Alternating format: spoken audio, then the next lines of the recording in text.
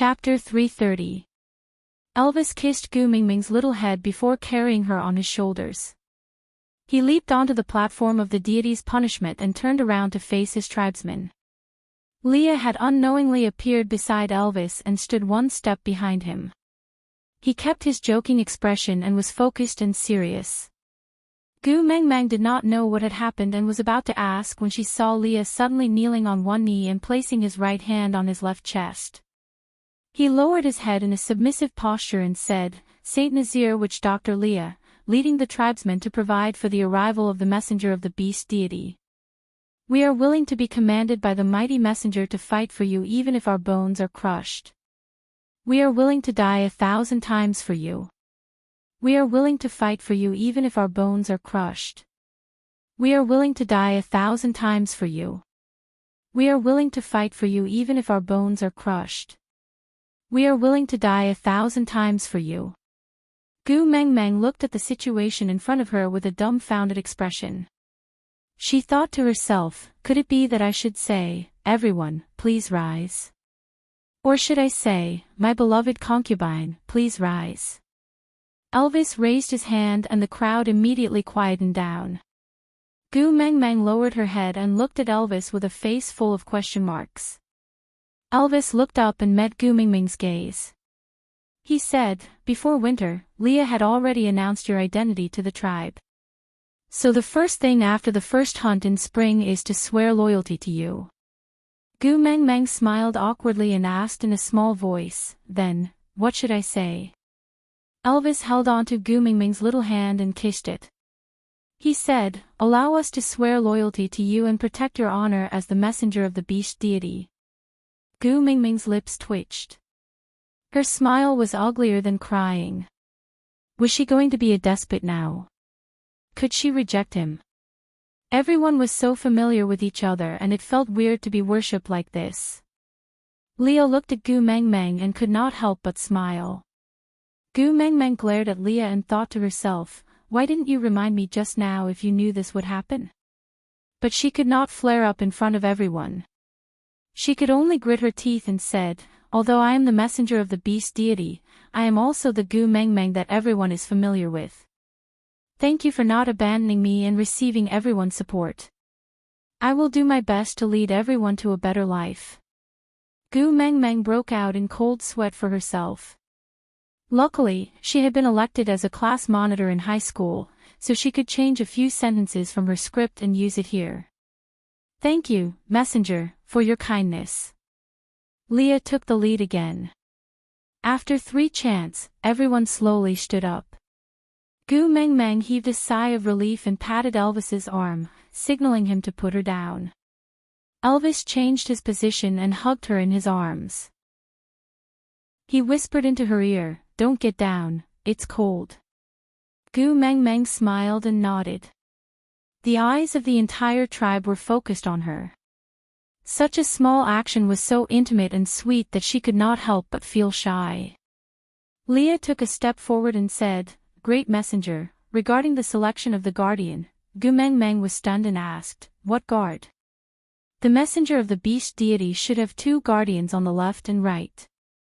They are in charge of conveying the messenger's orders and executing some special arrangements. The great messenger knows all the warriors in the tribe. Is there anyone you like?" Leah was still smiling warmly, but Gu Mengmeng could clearly see a trace of slyness in his eyes. F*******. He did it on purpose. Gu Mengmeng recalled the situation when Leah made her lie on the side of the plate to teach her son how to drink the bone soup. Aside from the topic, "Thank you, little darling from Shaoxiang Academy, WeiXAN 16 CF 33A021, for voting 4 monthly votes. I love you." Chapter 331. Gu Mengmeng said helplessly, "Just you and Elvis. Left guard, right guard, that's pretty good." But Leah shook his head and said with a face full of regret, "Although I really want to have more opportunities and more reasons to stay by your side, but the witch doctor and tribe leader cannot be the left and right guards. This is to prevent someone from having too much power and being biased when executing the mighty messenger's orders." Gu Mingming's head hurt a little. Although she knew almost everyone in the tribe, she could not name many of them. Rubbing her eyebrows, Gu Mengmeng turned to look at Elvis and said, "Hubby, you make the arrangements, all right?" Elvis's heart ached a little. He did not want Gu Mengmeng to be involved in these troublesome matters, but her identity meant that these troubles were just the beginning, and he could not stop it.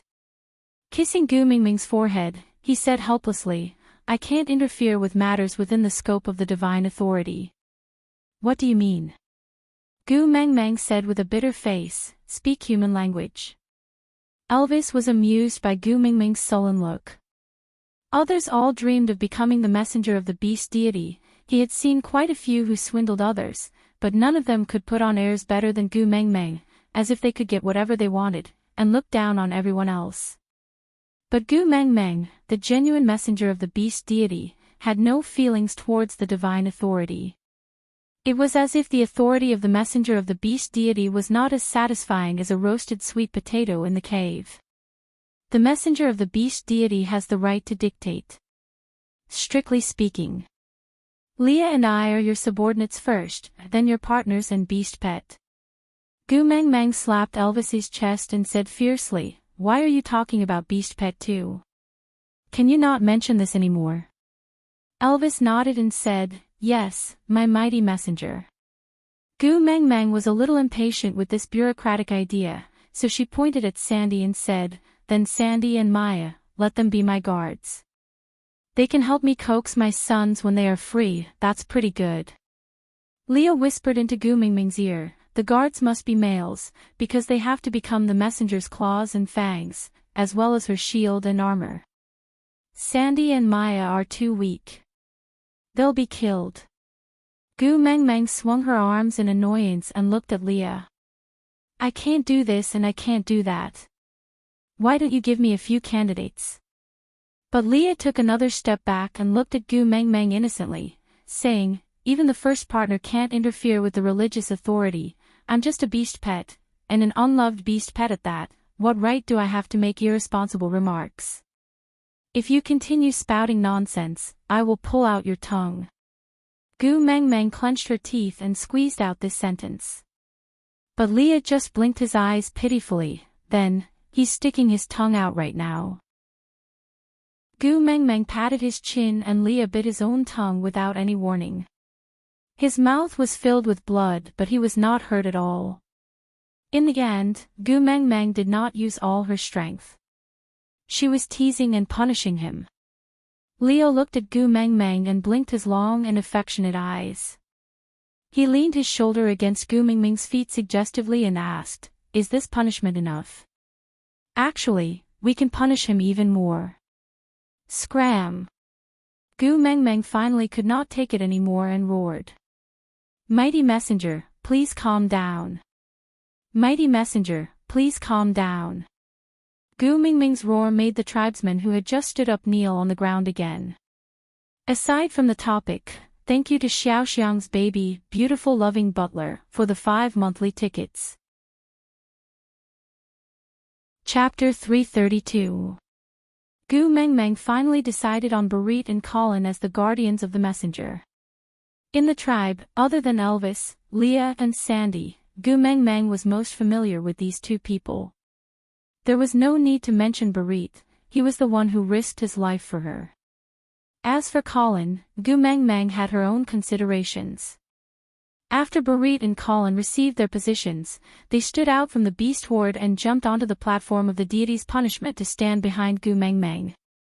Just like that, the newest core leader of Saint Nazir stood on the platform of the deity's punishment. The noon sun was bright and the snow that had yet to melt reflected the light. The crystal-clear snow water that had already melted flowed along the ditches in the snow, becoming the most sacred song of that year. Gu Mengmeng wore a red firefox fur coat and was carried in Elvis's arms. Leah, dressed in a witch doctor's attire, stood on Gu Mengmeng's left side. The burly and dignified Barit and Colin stood on the outside of Elvis and Leah without a smile. The 5 of them stood at the highest position in Saint Nazir, the sun behind them giving them a dazzling halo. The 4 cubs did not know what was happening at the moment and chased and giggled beside their parents' feet without a care in the world, adding a lot of vitality to this solemn scene. That day, everyone in St. Nazaire said that they witnessed hope with their own eyes.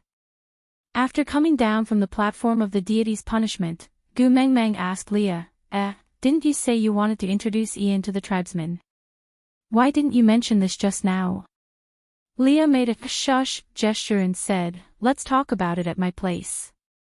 Gu Mengmeng understood that Leah meant that he had other plans and she could not expose him, so she turned to look at Elvis and changed the topic. How were the results of your first hunt? Elvis held Gu Mengmeng's little hand and said, with the protection of the messenger of the beast deity, I naturally gained a lot. Gu Mengmeng smiled and cupped Elvis's face, asking, then, are you full? Elvis was stunned, so. Xiao Meng knew that he did not have enough to eat during winter. That was why she cooked more and more with each meal, then willfully said that she did not want to eat any more and let him finish the excess food. Elvis's heart warmed and he nodded with a smile. I'm very full. Gu Mengmeng smiled in satisfaction, then asked again, then what should we do next? Elvis looked at Leah and Leah replied, the tribe leader has brought back the first prey of the year. Normally, it should be offered as a sacrifice to the beast deity. But since the great emissary is here, I shall offer it to the great emissary. Gu Mengmeng rolled her eyes at Leah and said, can't you speak properly? Lord Emissary, is it fun?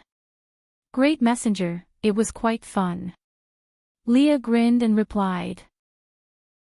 Gu Mengmeng gritted her teeth and said, the great messenger now orders all of you not to call me the great messenger.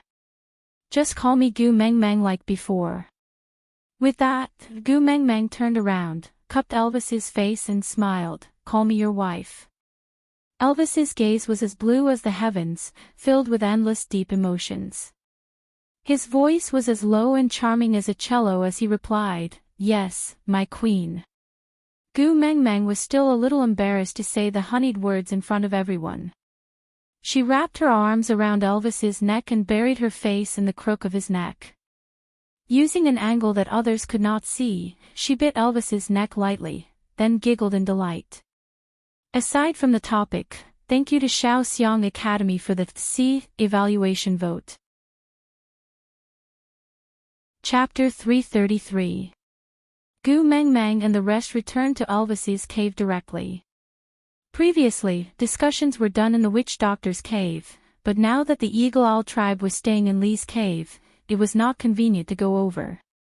Moreover, with the messenger of the beast deity, the witch doctor was no longer the closest to the beast deity in the tribe, so naturally, the messenger's residence was the best place to discuss.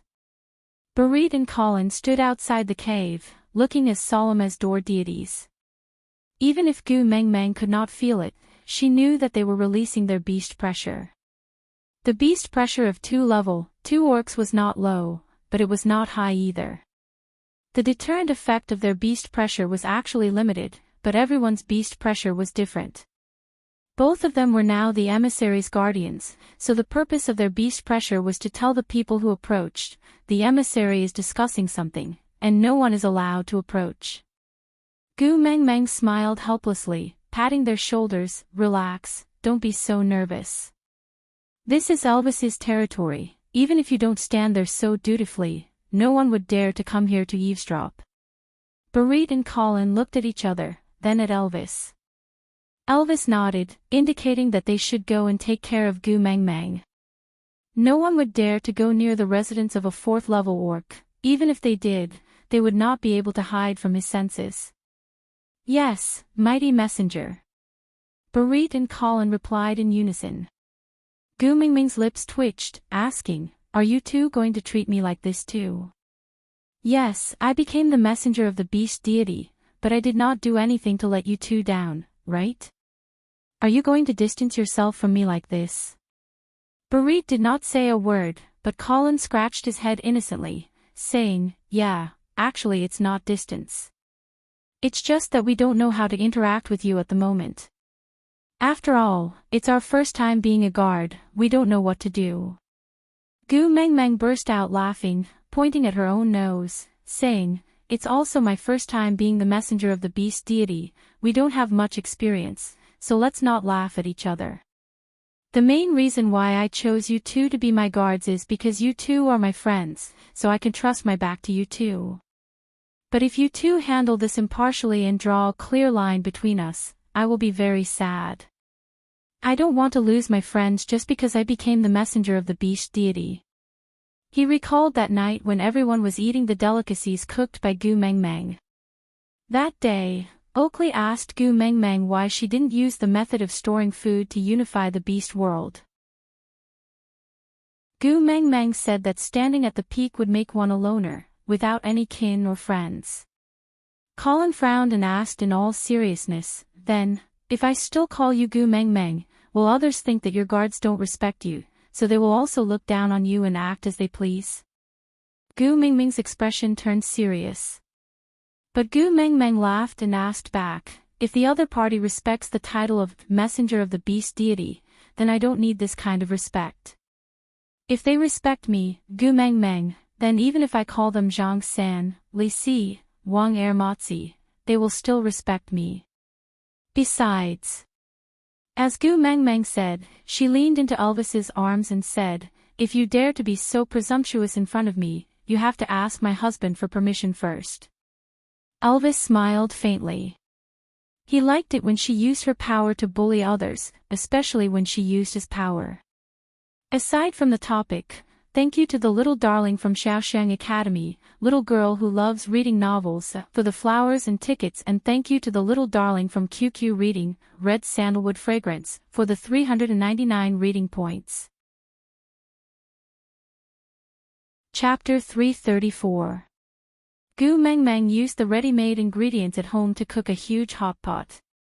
After Leah fed the bone soup to the 4 little ones, they fell asleep like little pigs after an entire morning of wild activities. The 5 adults surrounded the hot pot and chatted while eating. The atmosphere became much more relaxed. Now that there's no one else, tell me, how do you plan to deal with Ian and the rest? Gu Mengmeng asked Leah as she scooped meat into Elvis's bowl. Leah handed his bowl over as well. He had a proud look on his face as if he would not tell her if she did not let him eat the meat. Gu Mengmeng could not be bothered to argue with him, so she scooped a big bowl of meat for him. Leah ate 2 mouthfuls in satisfaction before continuing, I have a premonition that even if we send Nina to participate in this year's beauty pageant as usual, Sauter will not just leave us alone. They would definitely send more people to investigate the situation. So, I plan to hide Ian and the rest first and use them as a secret force for the messenger of the beast deity. Gu Mengmeng tilted her head and said, would have forgotten if you didn't mention it. Didn't Dumbo already verify my identity previously? The people in Sauter should have already known by now, right? Leah smiled faintly and said, Dumbo's life is not good. He fell into winter before even descending the mountains. I'm afraid he did not make it back alive to deliver the message. Otherwise, the people in Sauter would have rushed here long ago. Gu Mengmeng thought about it and agreed. Sauter was a snow fox tribe and Leah could walk in the snow. If Dumbo's message had really been sent out, he should have arrived long ago. Gu Mengmeng nodded and said, do you think they will send another messenger over? Leah shook his head and said, no. Ha! Gu Mengmeng looked at Leah in confusion. Leah continued, if the first messenger did not return, Sauter will be on guard. This time, they will definitely not come with great fanfare to ask for the people. Instead, they will use some underhanded methods. Ha! The people from the Snow Fox tribe are used to using such underhanded methods. Gu Mengmeng patted Li's shoulder and said in a serious tone, Big brother, don't forget that you are also from the Snow Fox tribe. But Li's smile dimmed for a moment. Then, he regained his amorous smile.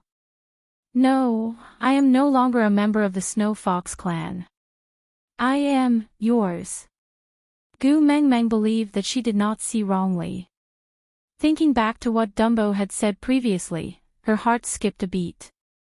She felt a little embarrassed and did not expose him. Instead, she changed the topic, then how do you plan to deal with it? Leah chuckled and hooked Gu Mingming's chin with his hand, saying, "As long as my mighty messenger promises me not to leave the tribe under any circumstances and must bring Elvis and me along when she leaves, then all of Sauter's little tricks will become useless. Why do I need to deal with them?" Gu Mengmeng slapped Lee's hand away and said, "Just say what you want to say, don't keep touching me." Leah sighed. He hugged his large tail and touched it. He muttered to himself, "Sigh, back then when you touched my body all over, I let you do as you please. Now you don't even allow me to touch your chin. Sigh, humans are so fickle." Gu Mengmeng really had the urge to bite Leah to death. Damn, couldn't people who had already broken up have some integrity? Was there any meaning in bringing up what happened in the past? Gu Mengmeng glared at Leah and ignored him. She turned around and went deeper into the cave to get some meat. After Gu Mengmeng left, Elvis looked at Leah and said faintly, "Why do you have to pretend to be indifferent? You must be very anxious about facing Sauter, right? If you are willing to say it, Xiao Meng." Leah kept his joking face and heaved a long sigh of relief. He forced a smile and said, "I want to be her pillar of support and not her burden. Elvis, at least you should understand me." Aside from the topic, thank you to Xiaoxiang Academy's baby, Wex 1018, for your vote. Chapter 335. When the four little fellows woke up, it was already evening. The five-person meeting had already ended and Gu Mengmeng was sitting beside Elvis, looking at Colin with a sneaky smile. Colin had goosebumps from her smile. He scratched the back of his head and asked, "Gu Mengmeng, what's wrong? Why do you keep smiling at me?" Gu Mengmeng rubbed her chin and asked, "Colin, what do you think of my Sandy?" Colin was taken aback by Gu Mengmeng's random question. He thought for a while and said, "Why is Sandy yours? Isn't she from the Bode family?" Gu Mengmeng slapped her thigh and said, "She's mine." Oh. Colin was shocked by Gu Mengmeng. He shrunk his neck and did not dare to ask further. He just turned to look at Barit helplessly. Barit, however, turned his head and pretended not to see anything. He had no intention of helping him at all. Gu Mengmeng patted Colin and said, "I'm asking you a question. What are you looking around for? Answer me, what do you think of my Sandy?" Colin thought about it seriously and answered, "Gluttonous, sleepy and soft-tempered." Gu Mengmeng hissed and said unhappily, "Do you mean that my Sandy doesn't have any good points?" Colin felt a strong sense of danger. He blinked his eyes and did not dare to say anything. Gu Mengmeng continued, "Being able to eat is a blessing. Do you understand?" "Yes, yes, yes." Colin nodded his head in a naive manner. Gu Mengmeng continued, "Sleeping more will make your skin better. This is called self-care and self-regulation by a girl. As a female, she has the responsibility to take care of her appearance to beautify the world. Think about it, when a male goes out to hunt and returns home to see his beautiful wife, isn't that a joyous thing? Would you rather see a beautiful Sandy or a necklace Nina when you return home?" Colin fell into Gu Mengmeng's trap.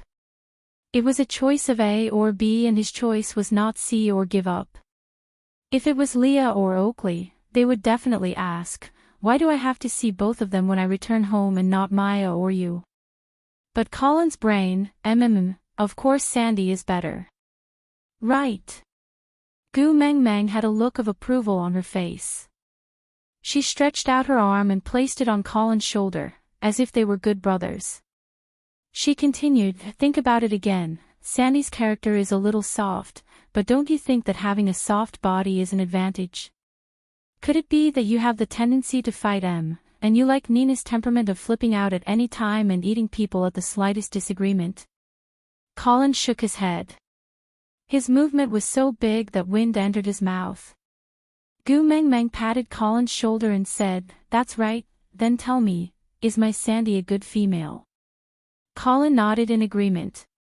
Gu Mengmeng asked again, "Then why didn't you pursue such a good female?" Don't you think you are stupid? Colin nodded subconsciously.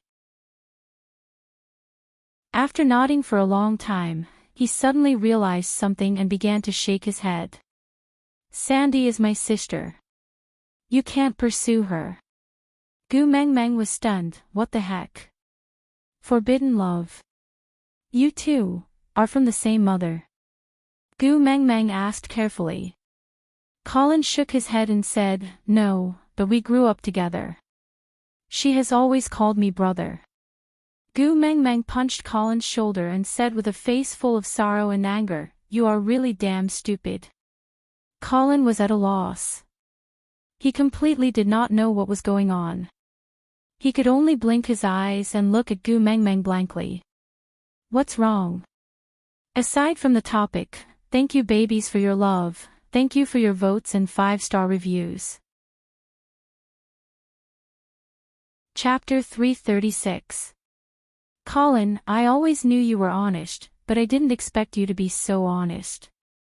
Gu Meng Meng said with a pitiful face, do you know that there's a phrase called, childhood sweetheart, in this world? Colin thought for a while, then shook his head, indicating that he did not know. Riding a bamboo horse, circling the bed to play with plums. Living together for 1,000 miles, no grudges between the two of you. Gu Meng Meng shook her head and recited, then looked at Colin ambiguously. Colin looked back at her in a daze. The 3 words I don't understand were clearly written all over his face. Gu Meng Meng sighed and said, have you ever thought about why Sandy treats you so well? Colin looked at Gu Meng Meng and asked sincerely, why? Because she likes you. This answer almost slipped out, but Gu Meng Meng held it in. Because even if she wanted to say this, it should not come from her mouth. Moreover, as a good bestie, she had the responsibility to maintain her bad friend's advantage and status in the relationship. What the hell was with throwing herself at him? Even if Sandy liked Colin first, she must not let this fellow know. So, Gu Meng Meng turned around and sat back in Elvis's arms, smiling maliciously. Colin, I heard that Nina is going to find trouble with Sandy. Why? Colin frowned and asked. Gu Meng Meng sighed helplessly and said, didn't I beat her up again today? She doesn't dare to find trouble with me, so she went to bully Sandy. In the end, it's because Sandy doesn't have a worthy partner in her family. How can Bode and the rest defeat the 20 over partners in Nina's family? Sigh, if Sandy has a strong male in her family, she won't always be bullied by Nina, don't you think so? Colin thought for a while, then turned to look at Leah and asked carefully, Leah, how about you consider Sandy? The great messenger said that Sandy is very good. Lee's smile did not diminish, no emotions could be seen in his curved eyes. He placed his elbow on Colin's shoulder lightly and asked gently, are you looking down on me because I'm a beast pet? No, no. Colin was so scared that he broke out in cold sweat. He himself could not explain why. Leah clearly looked like he was smiling happily, but why did he feel a chill down his spine? Leah turned around and pounced towards Gu Meng Meng. Sobs, Meng Meng, you have to seek justice for me. Gu Meng Meng kicked Leah away and squinted at Colin.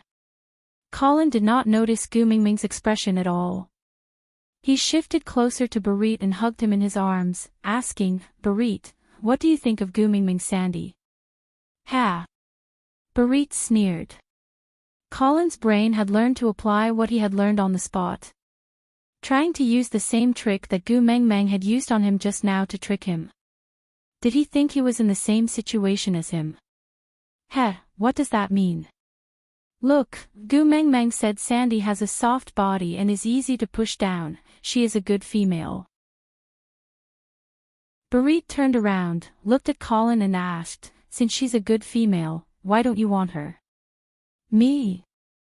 Colin pointed at his own nose in a daze, then laughed out loud and slapped Barit's shoulder. Stop fooling around, I'm her brother. Barit sighed and looked at Gu Meng Meng, then at Colin who was still smiling foolishly. He thought to himself, brother, good luck to you.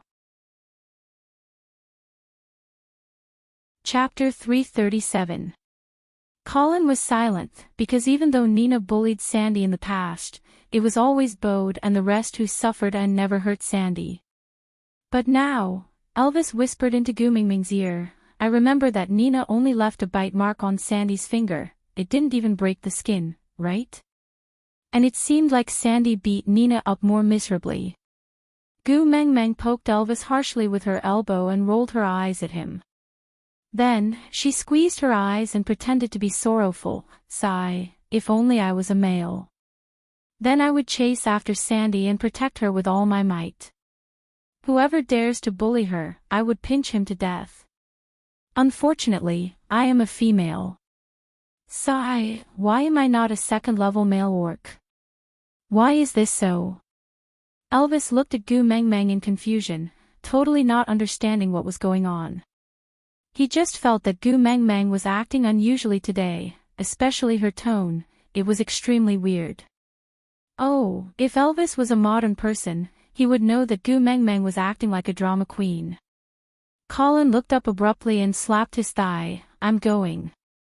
Gu Mingming was overjoyed, but she still pretended to be confused and asked, You? Where are you going? Colin said, I'm going to mate with Sandy. I will protect Sandy in the future, I will pinch anyone who dares to bully her to death. I am a second-level orc, and a male. Gu Mingming clasped her hands in front of her chest, her expression was pretentious as if she was acting in a stage play. Her emphasis was also weird, like the Chinese dubbing in old European and American movies, but, you are her brother, Colin made a sound, then said, because I am her brother, I cannot watch her get bullied by others. Gu Mingming's face twitched, what the heck? He still treated her as his own brother. Gu Mingming had to go all the way, she brought out the acting skills she used to act in children's dramas at the amusement park, exaggeratedly saying, No. This can't be. Colin tilted his head, asking, Why? Gu Mingming said, Because only males who love her wholeheartedly have the right to protect her. Colin remained silent for a moment, then looked up and asked Gu Mingming, What is love? I don't understand. Gu Mingming could not continue her act and heaved a sigh of relief. She transformed into a normal person and leaned into Elvis's arms, asking, If you only have one sweet potato and both you and Sandy are hungry, who is going to eat it? Give it to Sandy. Colin said without hesitation, although Sandy is a half-orc, she is also a precious female. Not to mention that there is still a sweet potato, even if there is no sweet potato, I will eat Sandy to keep her alive. Another freaking gender difference. Gu Mingming asked again, if someone made Sandy cry, what would you do? That depends on who it is. Colin said, if it's a male, then strangle him. But if it's a female? Gu Mingming pointed at her own nose and asked, what if it's me? Colin was silent for a long time and fell into a dilemma. Then he looked up and said, Then why did you bully Sandy? Gu Mingming smiled. Because I snatched something she liked. Colin asked again, What is that? I will find you a new one, can't you return the old one to Sandy? Gu Mingming stood up from Elvis's arms and walked to Colin. She used her finger to point at Colin's nose and asked, But, what if it's a human? Colin was stunned for a moment, then he drew in a cold breath and said, What? Sandy likes Elvis. Pfft. Gu Mingming really wanted to spit a mouthful of blood on Colin's face and drown him. Aside from the topic, Gu Mingming, big brother, you must have grown some snacks. Colin, I've grown some, I'm here. Look, I can even jump, it's so warm. Chapter 338. Looking at Gu Mingming's expression, Colin knew that he had guessed wrongly. He scratched the back of his head in embarrassment and smiled. Gu Mingming, what are you trying to say? Can't you just say it? I'm not as smart as Leah, I can't guess it. Gu Mingming smiled and said, knowing that you're not smart means that you're not hopelessly stupid. Colin tilted his head and looked at Barit, asking in a small voice, Gu Meng Meng is praising me, right? Barit sighed and nodded, replying, yes, praising you. I'm so jealous. Colin grinned and chuckled, then there's no use in being jealous, I'm smarter than you. Yeah, you're so smart. Barit turned his head and sighed. While they were fooling around, Elvis suddenly scooped Gu Meng Meng back into his arms and stood up to walk out. No one asked why, but just maintained their formation and followed him out together. Gu Meng Meng was dumbfounded, hugging Elvis's neck and asked, What's wrong? What are you going to do? Our sons are still sleeping in the cave, are you just going to leave them here? Elvis turned his head to look at the cave entrance and said, if we can't even protect ourselves, it's better to die cleanly than to live. Ha! You! Gu Meng Meng rolled up her sleeves and placed her hands on her hips. Can you protect yourself when you're not even 3 months old? Yeah. Elvis nodded. Gu Meng Meng wanted to retort but her words were stuck in her throat, she was actually speechless. After holding it in for a long time, she could not come up with a retort and could only look at Leah gloomily, asking, Leah, why don't you go back and help me look after my children for a while? Leah wagged his big tail and said, don't worry, the surroundings are filled with Elvis's scent, normal beasts would not dare to come close. As for the orcs, who would dare to steal the children of the messenger of the beast deity from the tribe leader's house? But Gu Meng Meng wanted to say something more, but she heard someone calling her name from afar. Turning back, she saw an anxious Bode. What happened? Did something happen to Sandy?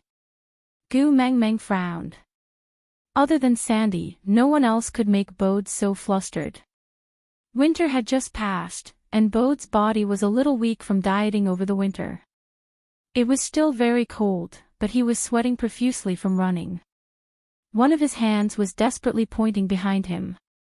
The more anxious he was, the more he couldn't speak. Hearing Gu Meng Meng's question, he nodded furiously.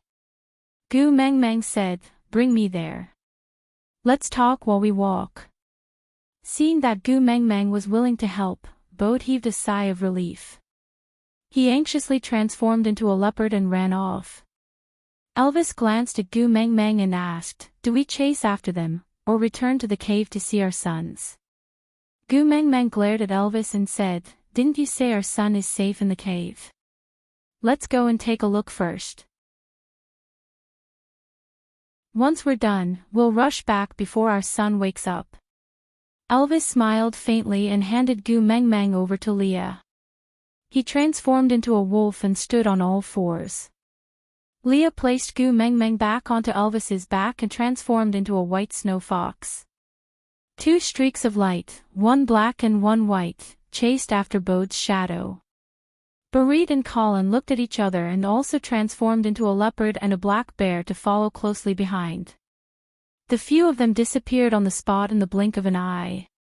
The wind on both sides retreated rapidly, showing that Bode was running with all his might. When everyone stopped, they had already reached the entrance of Sandy's cave. The smell of blood permeated the air. Gu Meng Meng frowned and looked at Bode, asking, what exactly happened? Tell me quickly. Aside from the topic. Chapter 339. Nina wanted to snatch the prey of the first hunt but Sandy stopped her. Nina then ordered her own males to attack Sandy. Sandy's males tried their best to protect her but could only let Bode bring Sandy back first. But Leah arranged Bode's intermittent beast language and told Gu Meng Meng. Taking 2 steps forward, he stood in front of Gu Meng Meng and said, Sandy's injuries are not light. If you're afraid, wait here, I'll go in and settle it. Gu Meng Meng clenched her teeth and sneered, afraid. Ha, I'm afraid that Nina, that perverted pheasant, will not die a horrible death. Move aside, don't block me from looking at Sandy. Leah nodded and took half a step back to make a path. Gu Meng Meng jumped down from Elvis's body. Even if Elvis was the tribe leader, he could not simply enter another female's cave. Other than Gu Meng Meng, the only other person who could enter as he pleased was Leah the witch doctor. Gu Meng Meng walked in front while Leah followed closely behind. Elvis, Barit and Colin stood guard outside the cave. They did not speak and just stood guard quietly, each with their own thoughts. The moment Gu Meng Meng entered the cave, she saw a skinny little bear lying at the corner of the wall. There were many bloody wounds on its body and its flesh was exposed. The blood on its body flowed all over the ground and it had already coagulated, sticking its fur to the ground and making it impossible for her to move. Gu Meng Meng called out softly, "Sandy. Is that you?" Upon hearing Gu Meng Meng's call, the little bear raised its head before burying it again, as if it was sad and ashamed. Gu Meng Meng walked over and stroked Sandy's head gently, comforting her gently. "It's all right, don't be afraid. Leah is already here, he can definitely heal you. Moreover, am I not the messenger of the beast deity? I'm very familiar with the beast deity, I'll ask him to protect you so you'll be fine, don't be afraid, aw." Sandy whimpered a few times and obediently placed her chin on Gu Meng Meng's leg without moving. Leah had already started treating Sandy's wounds. Sandy was in so much pain that she twitched, but she stubbornly kept her mouth shut and refused to cry out. Gu Meng Meng's heart ached terribly, but she could not abandon Sandy and immediately run to pinch Nina to death. She had nowhere to vent her anger, so she could only glare at Bode and vent her anger. "Sandy is already so injured, why did you only find me so late?" Bode's heart ached too, but his treatment was not as good as Gu Meng Meng's. He could not even get closer to check on Sandy's injuries, and could only worry helplessly at the periphery. After being yelled at by Gu Meng Meng, he was like a high school student who was dragged to the disciplinary director's office by the security guards for being late. He lowered his head and explained, "Sandy said that you are now the messenger of the beast deity and definitely have a lot of things to do. She didn't want us to bother you because of her." Gu Meng Meng clenched her teeth. If Sandy was not lying weakly on her leg, she would have kicked Bode over.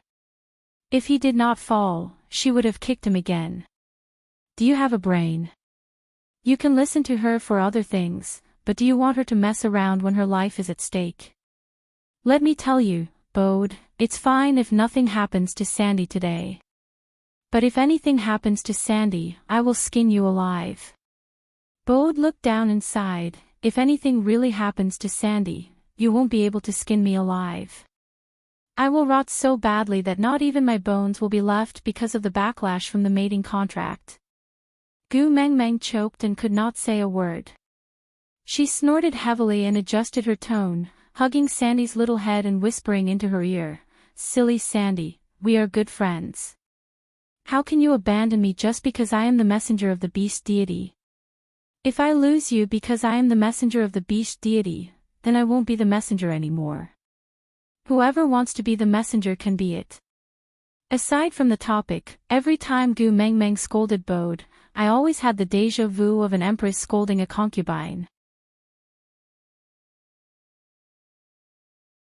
Chapter 340. Sandy raised her head and whimpered. Gu Meng Meng looked at Bode and asked, "What did Sandy say?" Bode frowned awkwardly and stuttered, "Sandy said she likes you the most, no matter whether you are the messenger of the beast deity or not, she wants to stay by your side." Gu Meng Meng frowned impatiently and said, "What An old man speaking in such a slow manner, can't he even be compared to a mina? He can't even speak properly." Bode lowered his head even more. He did not know why, but he always felt that he was inferior in front of Gu Meng Meng. "Sandy said she could not protect the first prey she offered to you, please don't be angry." Leah helped Bode translate the rest of the sentence while sewing up Sandy's wound.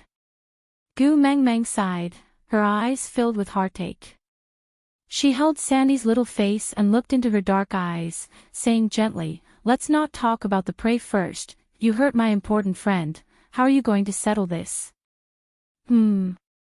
Sandy shrunk her neck. Even though she had a little bare face, she could not hide her shyness. She whimpered and buried her face into Gu Meng Meng's knees. Leah turned around and looked at the dumbfounded Bode. He smiled and said, "You should be glad that Gu Meng Meng is not a male, or else, just based on you, I'm afraid you are not even qualified to be a beast pet." Bode nodded his head in agreement. He then took a step forward and bowed to Gu Meng Meng, saying, "Great messenger, thank you for not being a male." Gu Meng Meng sighed, not knowing whether to laugh or cry. Seeing that Leah had already stopped, she guessed that the wound must have been treated. She said, "Cut the crap, go and boil a pot of water for me, I want to clean Sandy's wound." Bode said, "Let me do this kind of thing." Gu Meng Meng smirked coldly and said, "I entrusted a perfectly fine Sandy to you to take care of, but you ended up taking care of me to this state. You still want me to believe you?" Bode pursed his lips and could not say a word. He really could not understand why Sandy was entrusted to him by Gu Meng Meng. He was the one who fought for Sandy when she came of age. Leah pulled Bode and said, "Bring me to see the other males in your family. Sandy is already so injured, the others are probably in a worse state. I'll call someone to take care of this place later." Leah was halfway through his sentence when he suddenly turned to look at Sandy and asked, "Sandy, can I let Ming Ming's subordinates come in?" Sandy called out softly, indicating that she had agreed to his request. Leah winked his left eye at Gu Meng Meng, then brought Bode out with a smile. Gu Meng Meng instantly understood and whispered into Sandy's ear, "Remember, other than pain, don't say anything else later, do you understand?" Sandy did not understand what Gu Meng Meng meant, but she would always listen to her. So he nodded to show that he understood. As soon as he finished speaking, Colin walked in with a big stone pot. Placing the pot aside, she sat on the ground to start a fire. Her simple and honest face had a solemn and unsmiling expression the entire time. It was a kind of suppressed anger. Gu Meng Meng smiled faintly. She thought to herself that Nina was not completely useless after all. The demon this time had really come at the right time. Chapter 341. Sandy did not want Gu Meng Meng or Colin to worry, so she wanted to say that it did not hurt. But when she looked up and saw Gu Meng Meng winking at her, she recalled what Gu Meng Meng had instructed her to do just now, so she whimpered pitifully, probably in pain. Gu Meng Meng had been paying attention to Colin from the corner of her eyes, and indeed, he froze the moment he heard Sandy's voice. She nodded her head silently, thinking to herself, although this fool is slow, at least he has feelings for Sandy. So if she succeeds in matchmaking them, it would be considered as a marriage. So she continued, "Silly Sandy, if Nina snatches anything from you in the future, just give it to her. Look around you, the best fighter is only Bode, a first-level orc, how can he fight against Nina? Although Quentin, a third-level male beast, is not around, but there is still a second-level orc among Nina's partners, right? You know you can't beat her, so just retreat and avoid her in the future. If she wants to snatch your food, just give it to her. If she wants to snatch your beast skin, just give it to her. If she wants to kill you one day, sigh, just accept your fate." Sandy tilted her head, completely not understanding what Gu Meng Meng meant. She did not say that the previous time. Sandy clearly remembered that she had fought with Nina on the morning of the bacon, and Gu Meng Meng had taught her that if Nina provoked her again, she would directly transform into a bear and slap her to death. Gu Meng Meng squinted her eyes, and Sandy whimpered softly. Gu Meng Meng did not need to translate to know that she was saying, pain. Gu Meng Meng nodded her head in approval, then sighed with a heavy heart and said, "From what I see, you should find a chance this year to choose a second-level male as your partner. Don't care if you like him or not, at least you have someone to support you, so that Nina will have to think twice before bullying you in the future." Sandy wanted to say something, but after mumbling a few times, she could only whimper, pain. Gu Meng Meng muttered to herself, I know. You only mate with males you like, then why don't you tell me, what kind of males do you like? Let me help you choose from the tribe. Or, do you have a suitable candidate in mind? When Gu Mengmeng asked this, her eyes were fixed on Colin. Although Colin was boiling water with his back facing the two females, his stiff back and ears that involuntarily moved closer to Gu Mingming's side clearly revealed his concern. Sandy was even more confused. Didn't Gu Mengmeng already guess that she liked Colin in the morning? Why are you asking a question that you already know the answer to?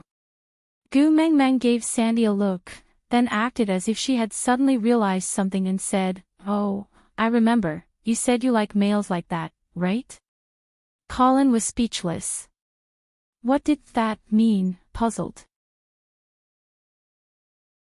Gu Mengmeng added, "All right, don't worry, I will help you find that kind of male now." With that, Gu Mengmeng winked at Sandy and moved her little head away from her legs. Then, she patted Colin's shoulder and said, "I'll leave this place to you. Take good care of Sandy for me. If Nina's partner comes to find trouble with her later, beat him to death. If he dies, it'll be on me, understand?" Colin's muscles twitched, he clenched his teeth and nodded seriously. Gu Mengmeng turned around and walked out of the cave, so that Sandy and Colin could be alone. But she had forgotten one thing, which was that she did not tell Sandy other than pain. She could say anything else, aside from the topic. "Colin, Sandy, are you hungry?" Sandy. Pain. Colin, Sandy, in the future when Nina bullies you, run away and find Gu Mengmeng or me. I'll protect you, alright? Sandy. Pain. Colin, Sandy, I really like you, how about, you accept me as your partner? Sandy. Pain. Chapter 342. The moment Gu Mengmeng came out, Elvis went up to her and carried her up. He tore off the wet beast skin on her feet and placed her feet on his stomach to warm them up. "Where are we going?" Elvis asked. Gu Mengmeng laughed coldly and said, "Nina's house." Elvis frowned. He knew that Gu Mengmeng would not tolerate Sandy's injury any longer. Gu Mengmeng tilted her head and smiled at Elvis. She said, "Even if you let Nina participate in the beauty pageant, can you guarantee that she will not take the opportunity to announce my affairs to the public? Won't we be in a more passive position then? Instead of avoiding, why not take the initiative to attack?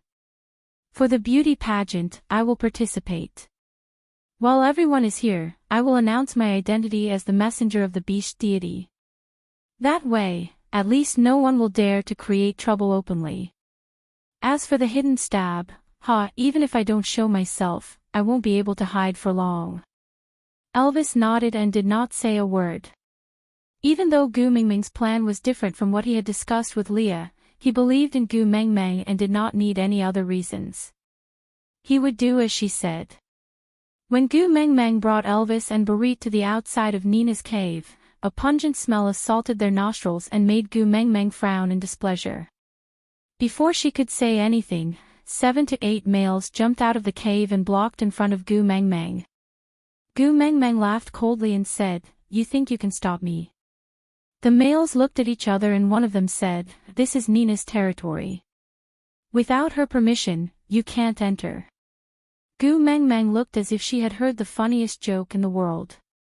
She covered her mouth with one hand and laughed for a long time.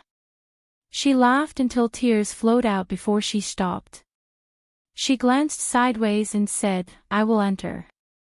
You can follow the rules of the beast world and treat us as invading enemies to attack. No one will stop you."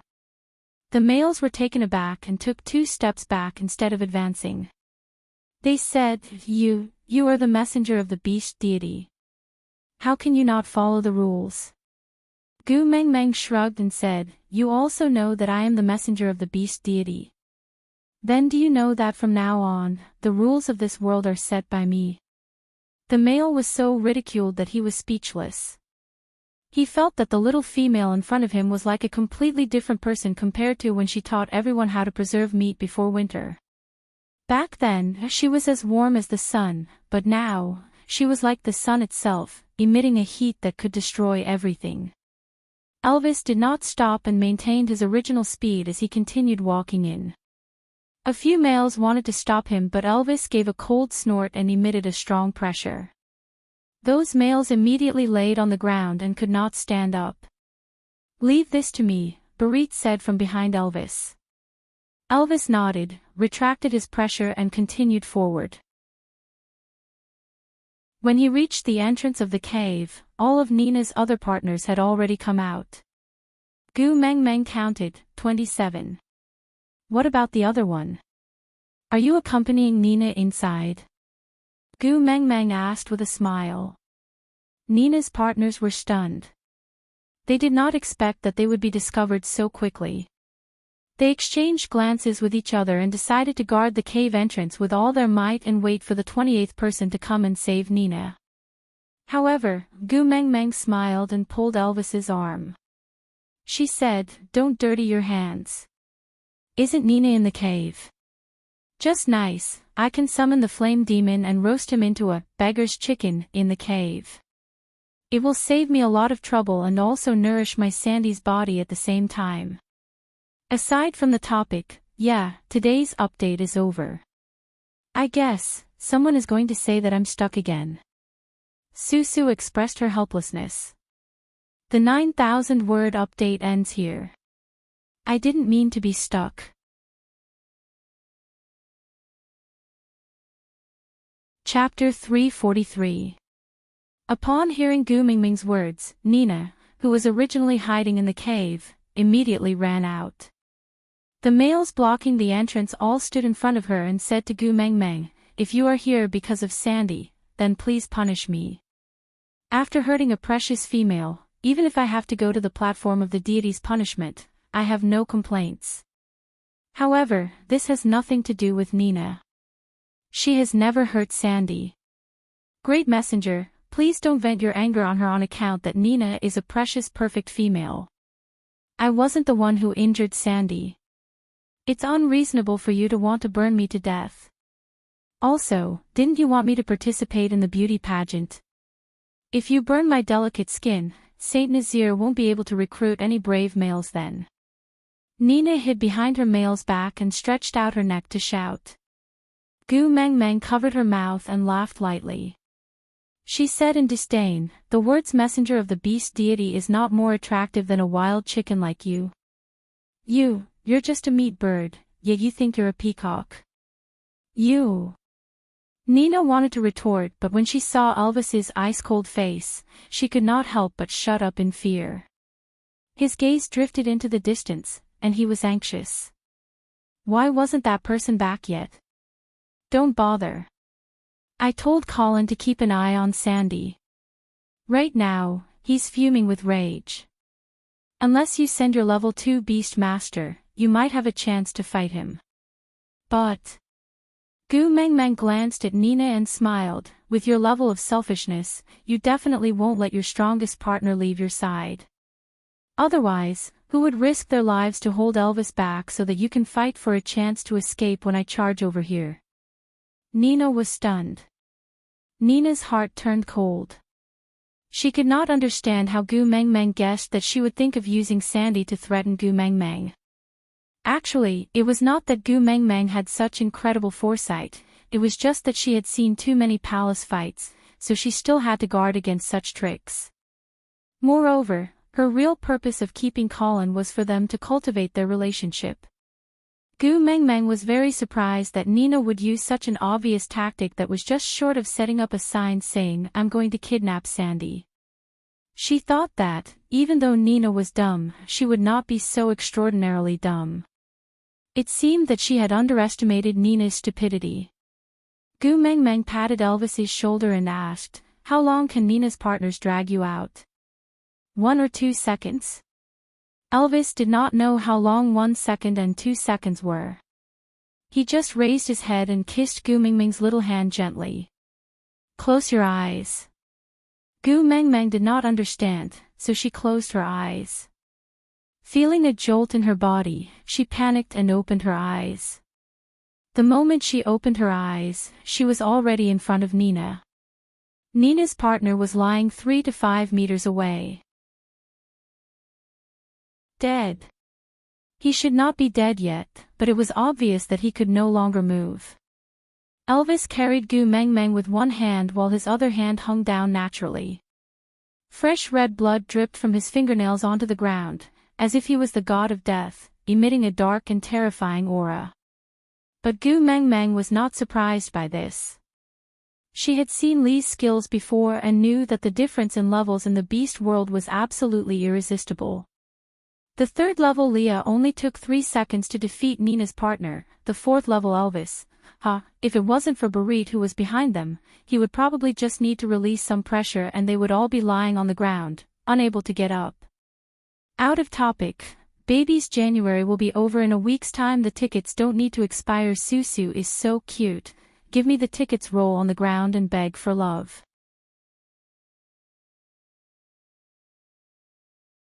Chapter 344.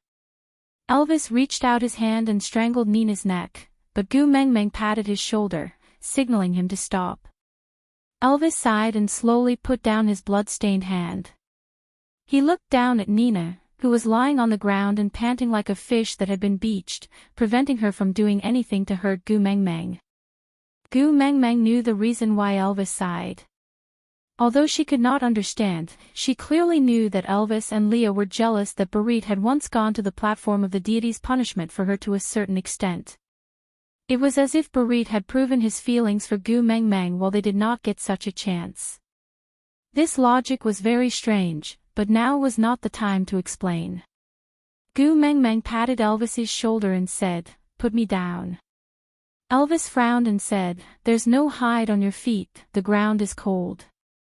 Gu Meng Meng smiled and said, "It's all right, let me down." Elvis's gaze landed on the puddle of blood on the ground and he frowned. Gu Meng Meng saw it too, but she nodded at Elvis, indicating that it was all right. Elvis could not dissuade Gu Meng Meng, so he took 2 steps back and tore off the hide dress from one of Nina's partners. He tore it into 2 and carefully wrapped it around Gu Meng Meng's feet before letting her down. After Gu Meng Meng landed on the ground, she walked towards Nina with slow and pressuring steps. "You instigated Quentin to assassinate me, but it didn't work anyway, so I can ignore it. You found trouble with me from time to time, but it's harmless, so I can ignore it. You sold my information to the people of Sauter, but it can't be kept a secret for long, so I can ignore it. You claimed to be the most beautiful female in the tribe and pestered my man, but my man did not like you, so I can ignore it. You even threatened to kill my son, but you don't have the ability to do so, so I can ignore it. But, you hurt my best friend, I can't let you off." When Gu Meng Meng finished her sentence, one of her feet had already stepped on Nina's shoulder. Leaning forward, he stepped on her firmly on the ground. I am the female of Saint Nazir. Our tribe has its rules. People of Saint Nazir cannot kill people of Saint Nazir." Nina had never been so afraid. It was not the first time Gu Meng Meng had hit her, but she had never seen such an obvious murderous intent in her eyes. That small body seemed to have the power to rule the world. Only when she looked up to him did she truly understand what it meant to be the messenger of the beast deity. "You are from Saint Nazir, huh?" Gu Meng Meng laughed coldly and said in a low voice, "But I am a deity." Gu Meng Meng stepped on Nina's shoulder with one foot and stepped on Nina's face with the other, forcing the side of Nina's face to stick to the ground. Her neck was forced to be exposed. Gu Meng Meng bent her knees and bent into a bow stance. She grabbed Nina's throat with one hand and strangled it fiercely. She sneered, "Your neck is really too thick. Even if I use both my hands, I can't wrap my arms around it. So, let's make it simpler, how about that?" Nina instantly suffocated. Her face turned red, and she couldn't make a sound. She didn't understand why Gu Meng Meng, who looked so weak, was closer to death when she was strangling her than when Elvis was strangling her neck with his big hands. Fear caused her eyes to widen and her face to look ferocious and terrifying. She used both her hands to grab around, trying to pull Gu Meng Meng down from her body. But with just one flop, Before she could even touch Gu Mingming's clothes, both her hands were pinned to the ground on both sides of her body. Her wrists were broken and they were embedded into the depression in the ground in a weird position. Aside from the topic, are you nervous? Is it exciting? Where's the ticket? If I don't have the ticket, I will have to say, listen to the next episode.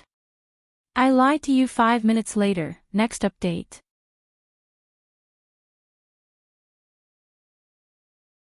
Chapter 345. Gu Mengmeng raised her head and met Li's smiling eyes. He stretched out a clean hand towards Gu Mengmeng like a gentleman, waiting for Gu Mengmeng to pass her little hand to him. He placed the blood-stained hand behind his back and said gently, "She is not worthy of dirtying your hand. Leave it to me, all right."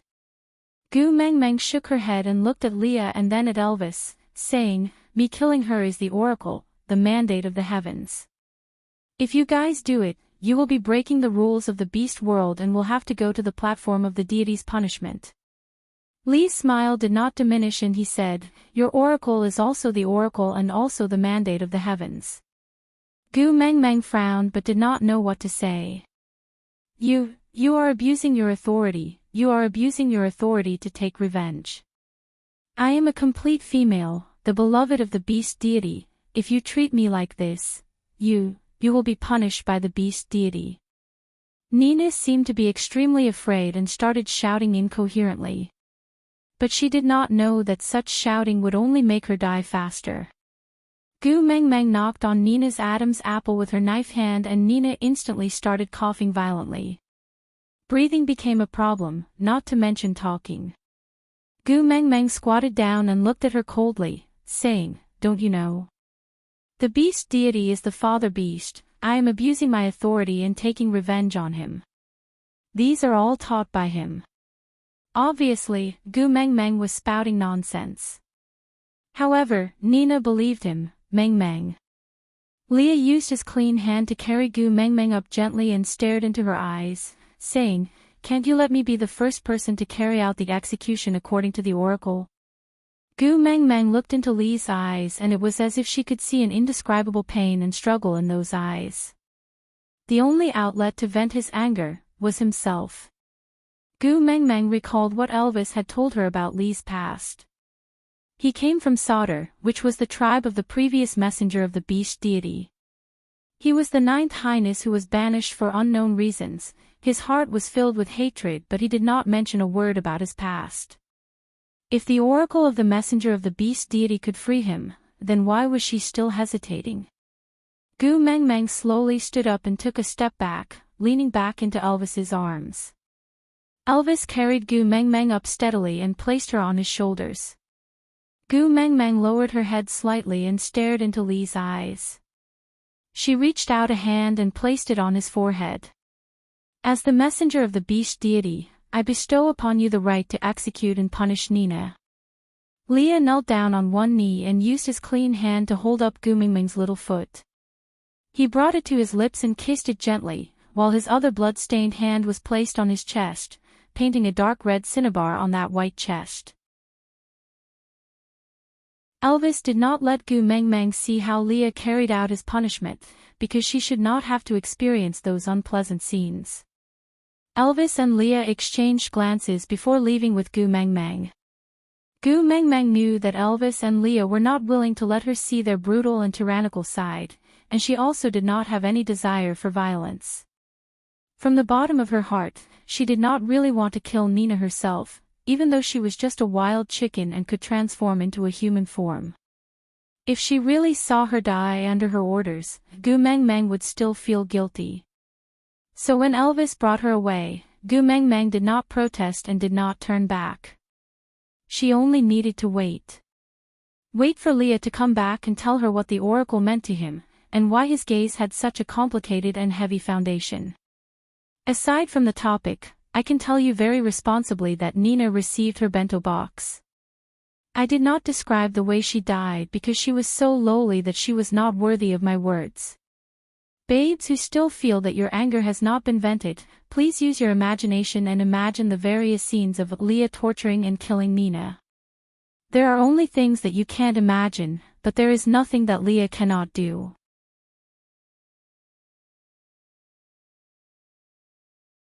Chapter 346.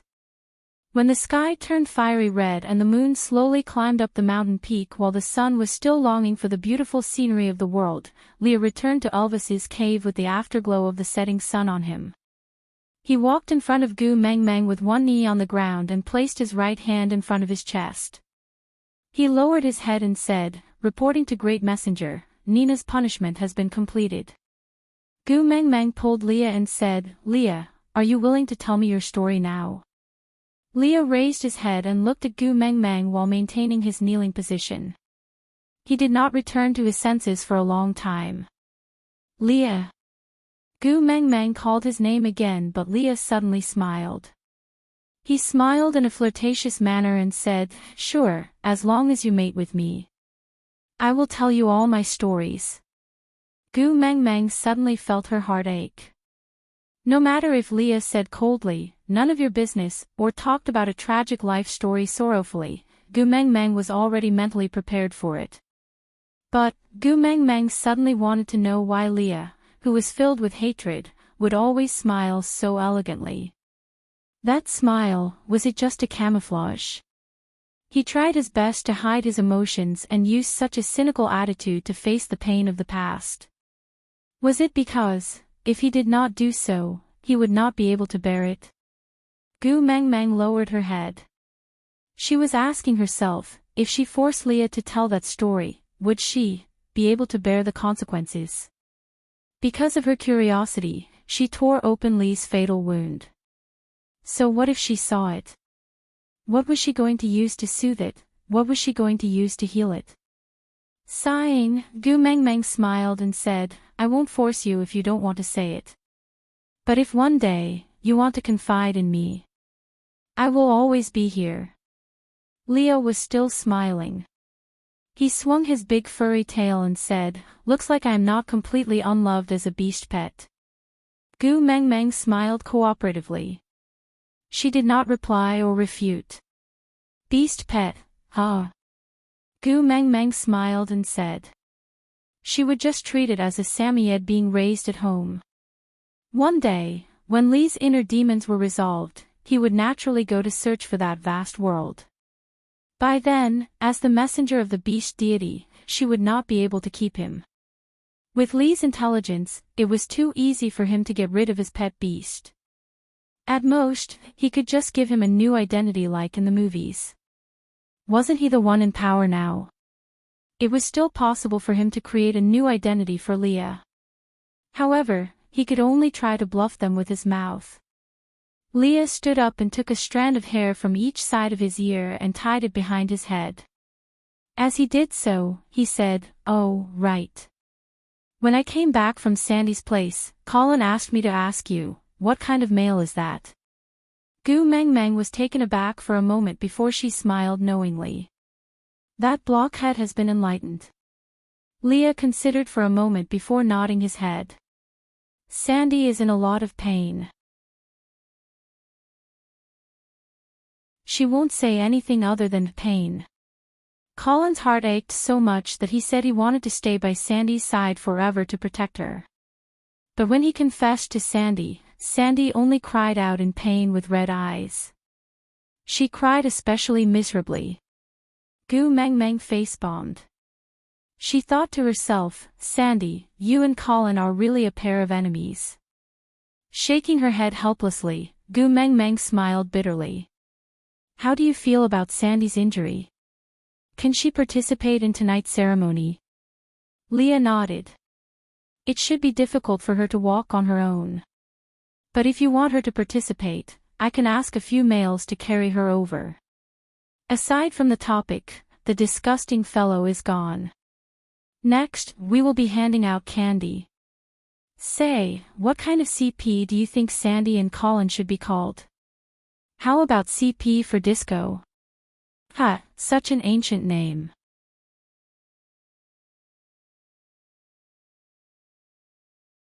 Chapter 347. Gu Meng Meng nodded and said, "All right, find a few reliable ones and don't tear Sandy's wound open." Leah nodded and asked again, for tonight's campfire party, is it really alright to do as you say?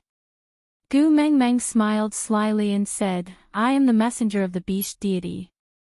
When it comes to playing with fire, who could be better at it than me?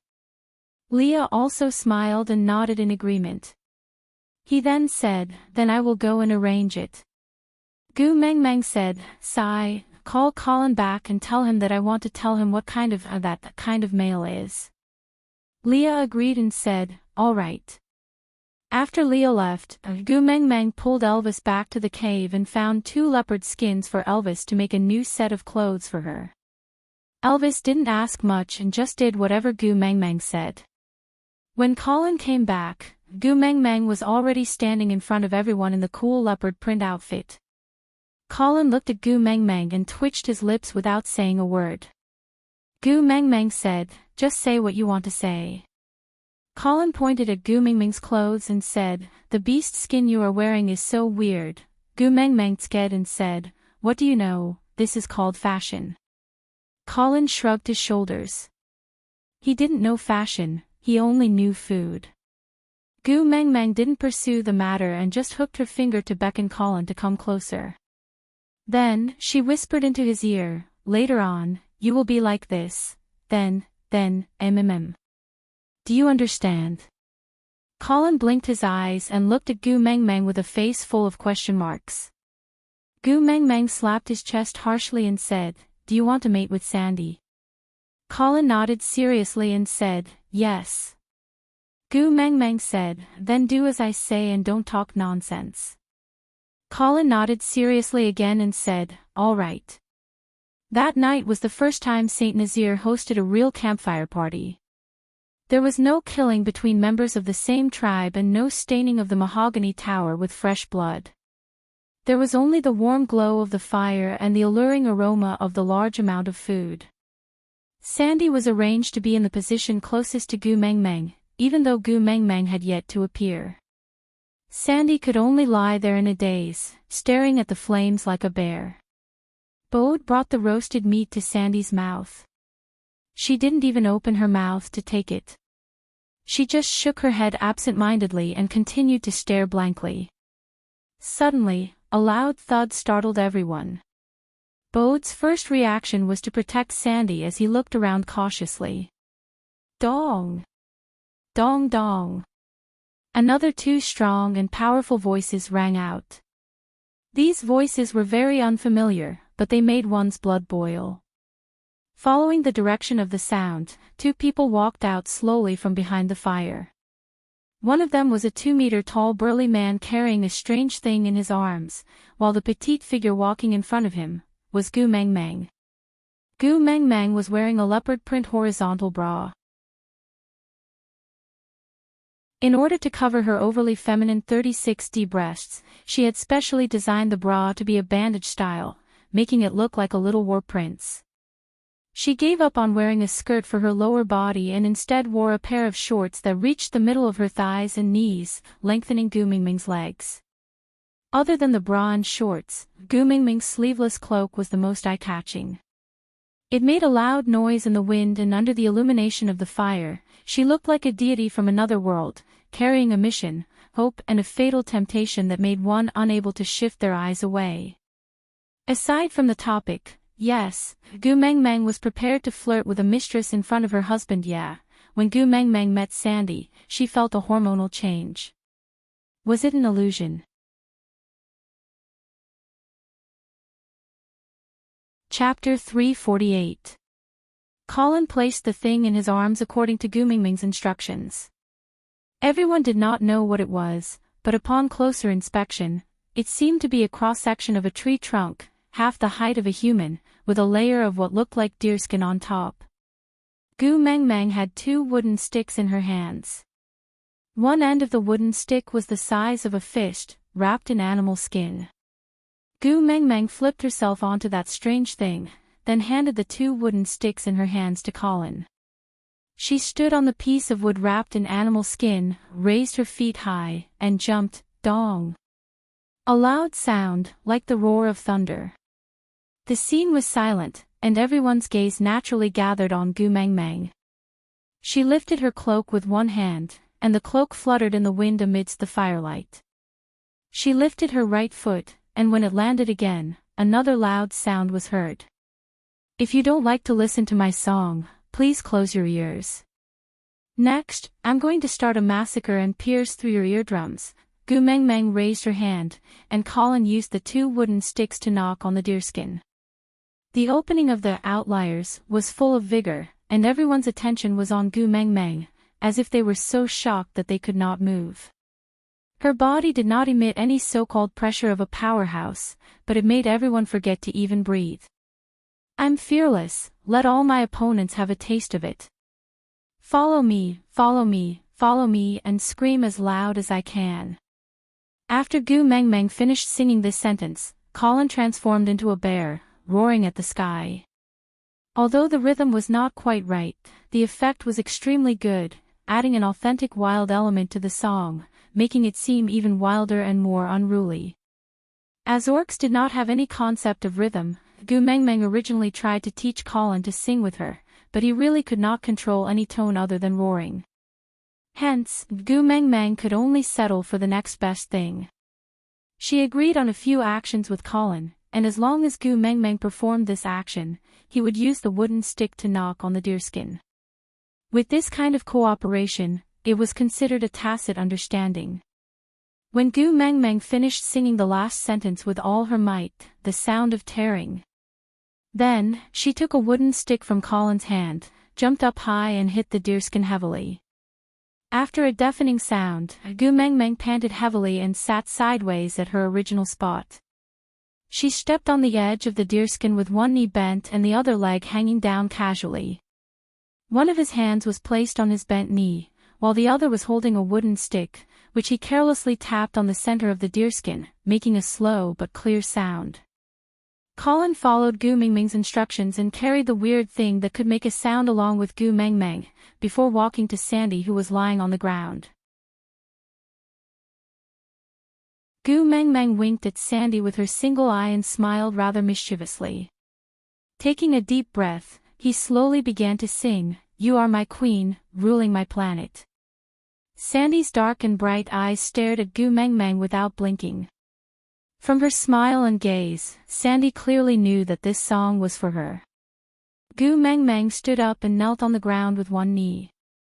She placed her right hand on her left chest, just like an ancient European knight, exuding a strong and seductive aura of hormones. "Raise my hand and place it on my chest, swearing my loyalty to you." Gu Meng Meng sang, danced and flirted at the same time. Not only Sandy, even the males at the side were dumbfounded. Their faces were red and their hearts were racing. They felt as if their eyes were filled with blood. They really wanted to step forward and say, "Let go of that bear, come at me if you dare." Digression: the first song was Su Guiyang's version of Aliens, and the second was Luo Zhixiang's My Queen. I will share these 2 songs in the QQ group for everyone to listen to if you are interested. Besides,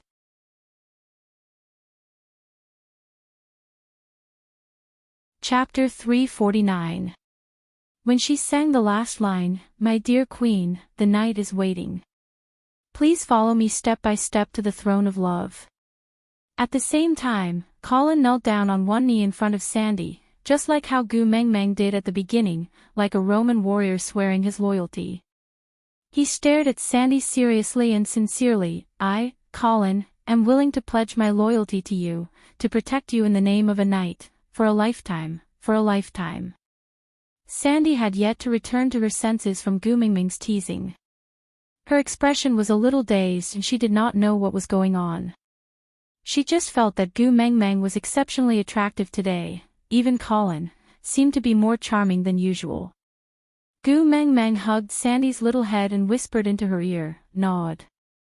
Sandy still did not understand what was going on, so she nodded according to Gu Meng Meng's words. Then, she saw Colin suddenly stand up, raising both his hands up high and roaring in excitement. Sandy was first shocked, but soon after, she understood what was going on. Her face heated up and she turned to look at Gu Meng Meng. Gu Meng Meng smiled and patted her little head, saying, "This man is yours." Sandy's face turned even redder, her furry paws on Gu Mingming's arm not letting her go. But Gu Mingming smiled and kissed Sandy's head, saying, "Now, I'm going back to find my man." With that, she patted Sandy's little hand, retracted her arm and stood up. Passing by Colin, Gu Mingming punched his chest, saying generously, "My Sandy is still injured, be gentler." "I know." Gu Mingming shook her head, looking at Colin's honest and serious look, thinking to herself that he was indeed handsome for no more than 3 seconds. Luckily, she had taught him to memorize that confession beforehand, or else when Sandy recalled Colin's proposal in the future, she would probably only remember, "Sandy, I love you." Gu Mingming did not even manage to jump twice before she was lifted into the air. With both feet off the ground, she instinctively wrapped her arms around that person's neck. Tilting her head, she indeed met with that pair of familiar and deep eyes. Smiling sweetly, Gu Mingming asked, "Hubby, do I sing well?" Elvis kissed away the beads of sweat on Gu Mingming's forehead. His lips curved upwards and his eyes were filled with deep affection. His tone was sour. "What position do I have in your heart?" Why do you ask?" Gu Mingming asked, finding it funny. "How long have you neglected me because of those 4 wolf pups?" Elvis inched closer to Gu Mingming's ear and wanted to bite her in anger, but in the end, he just sucked on her earlobe lightly. Stop fooling around, it's ticklish." Gu Mingming chuckled as she begged for mercy. She snuggled into Elvis's arms and said, "There's a famous person from where I came from who once said, the so-called father-daughter relationship only means that your fate with him is to watch his back view disappear into the distance in this lifetime. You stand at the end of the path and watch him disappear at the corner of the path. He uses his back view to silently tell you, don't chase, don't chase. Children will eventually grow up and have their own families. One day, they will leave us and we will also grow old one day. How can we not cherish each other while we still have each other now? Don't you agree?" "Yeah." He then narrowed his eyes and said, "But today, because of Sandy, you left the 4 of them in the cave for an entire afternoon. Now, the sky is already dark."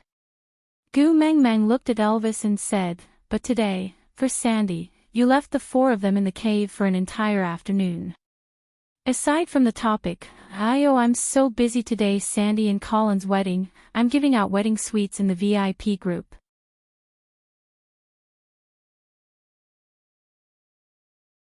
Chapter 350. Gu Mingming felt a little guilty and shrunk her neck, saying, "Didn't you say that our cave is very safe and the children will be fine at home?" Elvis smiled. "I said, the wolf cubs are more important than me, Sandy is more important than the wolf cubs, what about me? In your heart, how many people are more important than me?" Gu Mingming wrapped her arms around Elvis's neck and kissed his face hard, saying, "Nonsense, Sandy is important, the babies are important, but you are the most important. In my heart, there is no one more important than you, not a single one." Elvis carried Gu Mingming and sat by the side of the burning wooden pagoda. His pale blue eyes looked an ambiguous orange because of the firelight. He raised his eyebrows and played with Gu Mingming's fingers, saying, "Nina seduced me in front of you, but not only were you not angry at that time, it seemed like you even wanted to make space for her." Gu Mingming recalled that something like that happened when she first arrived at the tribe, but Nina came looking like she was the official in charge of catching an adulterer. Who the hell knew if there was something going on between the 2 of them? If they didn't make space, would they have to buy tickets to watch? Did they? Why don't I remember? Yes. Elvis answered with certainty, then sighed, "But, once Nina bullied Sandy, you immediately rushed up to stand up for her. In order to help Sandy, you even threw yourself to the ground and acted pitiful." Gu Mingming's mouth twitched, saying, "It's all in the past, why are you still holding a grudge? Don't bring up the past, as a man, a wolf must be more broad-minded, it's a waste of brain cells to keep remembering small things in the past, isn't it?" right? Elvis nodded as a form of agreement, then said, let's not talk about the past, let's talk about the present. Gu Mengmeng smiled apologetically, saying, yes, let's talk about the present. Life is so beautiful now, look, hugging a soft and fragrant body, it's the glory of a wolf's life, isn't it? Elvis laughed coldly, saying, Sandy has 2 songs, one of which you have sung twice. But I only have one, and I've only heard it once. Gu Mengmeng face-bombed. She continued Baidu Bai Qi, question, hubby is easily jealous, and it's 1,000-year-old vinegar, how should I deal with it? Can I add some soy sauce to balance it? It's urgent, I'm waiting online. Elvis continued to speak slowly in a low voice, moreover, you are especially gentle toward Sandy. She will hug you whenever she wants to, but, the moment I touch you, you will hide from me. Gu Mengmeng coughed twice, choking on her own saliva. She really wanted to ask Elvis, doesn't your conscience hurt saying such things?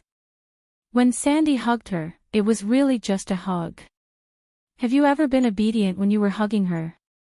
Think about how your 4 sons came to be. If she didn't hide,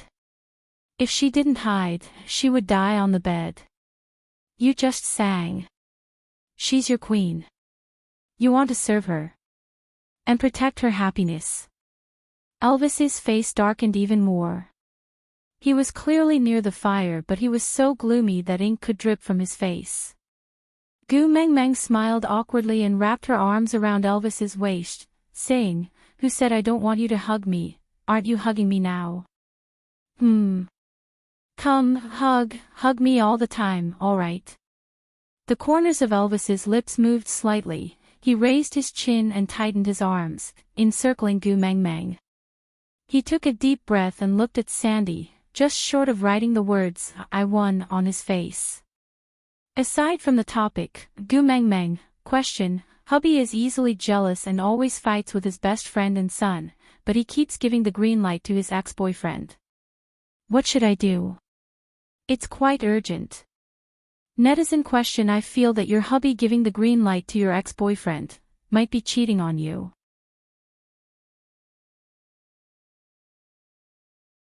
Chapter 351. Saint Nazaire was in a frenzy for that night's revelry. Other than Gu Mengmeng, Colin was the most popular person. Although he only stood behind Gu Mengmeng and did some manual labor, his only line was the one where he proposed to Sandy, but it still caused a sensation. Deep in the night, Ian leaned against a tree and looked down at the revelry with an indifferent expression. Leah sat beside him and handed him a piece of roasted meat. Do you mind if I don't let you show yourselves? Ian didn't take the food from Leah. Instead, he fixed his gaze on the bashful figure in the leader's arms. That tiny figure had attracted everyone's attention the moment she appeared. It was as if she had a magical power that no one could resist. Is she, really the messenger of the beast deity? Ian seemed to be doubtful and muttering to himself. Leah smiled. The food that allowed your tribesmen to survive the cold winter is still not enough to prove her identity. Ian didn't say anything. Why should he reply? Food, singing and fire. Retracting his gaze, Ian glanced sideways at Leah. This is the reason why you were so confident back then. Leah nodded. The birds are the ones who yearn for the beast deity the most, isn't it? The arrival of the messenger means that all the birds in the beast world will flock to her. Once her identity is known, would there be anyone who would come to seek shelter? Ian nodded. Leah was right. The tribes that soared in the sky yearn to be close to the beast deity the most. Since that's the case, why did you choose us? After all, there are only 32 of us left in our tribe. Leah smiled. His gaze landed on the little figure who was playing around in Elvis's arms. She's a little willful and is the most unstable factor in all my plans. In order to deal with her sudden whims, I need to have more bargaining chips in my hands. Only then can I ensure that nothing goes wrong and let her be willful to her heart's content. Ian was taken aback for a moment. Then, he laughed. So the Snow Fox tribe also has affections. I thought you guys are different from normal orcs and would not change because of females. Snow Fox tribe. Leah savored this form of address and smiled faintly. This tale is probably the only useful thing left to me by this tribe. With that, Leah did not bother about Ian anymore. He transformed into a fox and started running in the dark. His goal was clear and distinct. Ian stood on the spot, holding the roasted meat left behind by Leah in his hands. He watched as the white figure dashed through the night sky to the side of the bonfire and shamelessly waved his large tail in front of the little female to beg for her affection. His lips curled upwards as he said, "Messenger of the beast deity." Gu Meng Meng. 3 days later, Gu Meng Meng packed her luggage and prepared to leave the beauty pageant. She had wanted to bring Sandy along to play, but Sandy's injuries had not fully recovered. Moreover, she was still a newlywed with Colin. Gu Meng Meng was too embarrassed to separate her. She just smiled and poked at the black bear mark on Sandy's chest. She reminded her to be careful and not to make too big of a move to tear open her wounds again. If Leah was not around, no one would be able to help her. Sandy blushed and twisted her body in Gu Mingming's arms for a long time. In the end, Colin came and carried Sandy up. He said sternly, "Gu Meng Meng has something to do. Don't pester her and waste her time." Then, he pulled Sandy away from Gu Mingming's side. Gu Meng Meng looked at Sandy, who was clearly looking at her longingly but still had her arms wrapped around Colin's neck obediently. She could not help but give Colin a thumbs up. "Not bad, Colin. You're a real man." Digression. Come, send out a notice.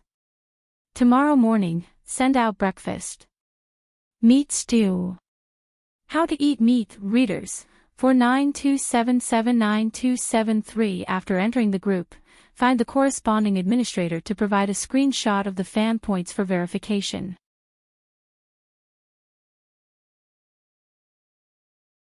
Chapter 352. According to tradition, other than the partners of Sandy and Maya, the tribesmen of Saint Nazir should follow the females who were participating in the beauty pageant. Firstly, it was to protect the prettiest female in the tribe. Secondly, if they met someone they fancied in the beauty pageant, they could just follow them. But this time, the situation was a little special. None of the males who followed them wanted to change tribes. Instead, they were all here to protect Gu Meng Meng with their lives. Originally, there were only 130 males in the tribe. Because of Nina, they lost over 40 males in one go. Although they did not have the mating mark and did not need to die even if Nina died, but no matter what kind of female Nina was, she was still the love of their lives.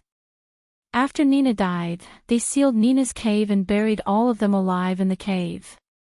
Out of the remaining 80 over people, excluding Sandy's 9 partners and Maya's 15 partners, they could only bring out 60 over people. Gu Meng Meng also left Oakley and Barit in the tribe. One was smart and the other was strong. They could be considered as the imitation versions of Elvis and Leah. With the two of them in the tribe, together with the males from Sandy and Maya's families, there should be no problem in looking after the house. Gu Meng Meng originally wanted to bring all 4 of her sons along. But Elvis and Leah told her that the journey was long and bumpy. Other than meeting normal wild beasts, they might also meet stray beasts. If they met with danger, they would only protect Gu Meng Meng. If Gu Meng Meng wanted to bring the 4 little ones along, and if an accident happened, this was definitely a blatant threat. Gu Meng Meng clenched her teeth. In the end, she did not dare to bring her 4 sons along. So, she handed the 4 little ones over to their future mother-in-law, Sandy, to help take care of them. She especially instructed Sandy not to act out any restricted scenes in front of her children. If she were to lead her sons astray, she would break off all ties with them. After a day's journey, although Gu Meng Meng was carried or hunched by Elvis like an empress dowager and did not get off the ground at all, she was still extremely tired. Nestled in Elvis's arms, Gu Mengmeng frowned and said, "Sigh, what kind of lousy beauty pageant is this? Can't I not go? Why is there no internet in this broken place?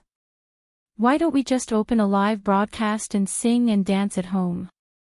Just send out the location and we can choose whoever we want. That's it. I'm so tired." Elvis also felt sorry for Gu Mengmeng. In the past, when he sent Nina to the beauty pageant, she started complaining the moment they left the tribe. Unlike Gu Mengmeng, who only grumbled in his arms before falling asleep after walking for an entire day.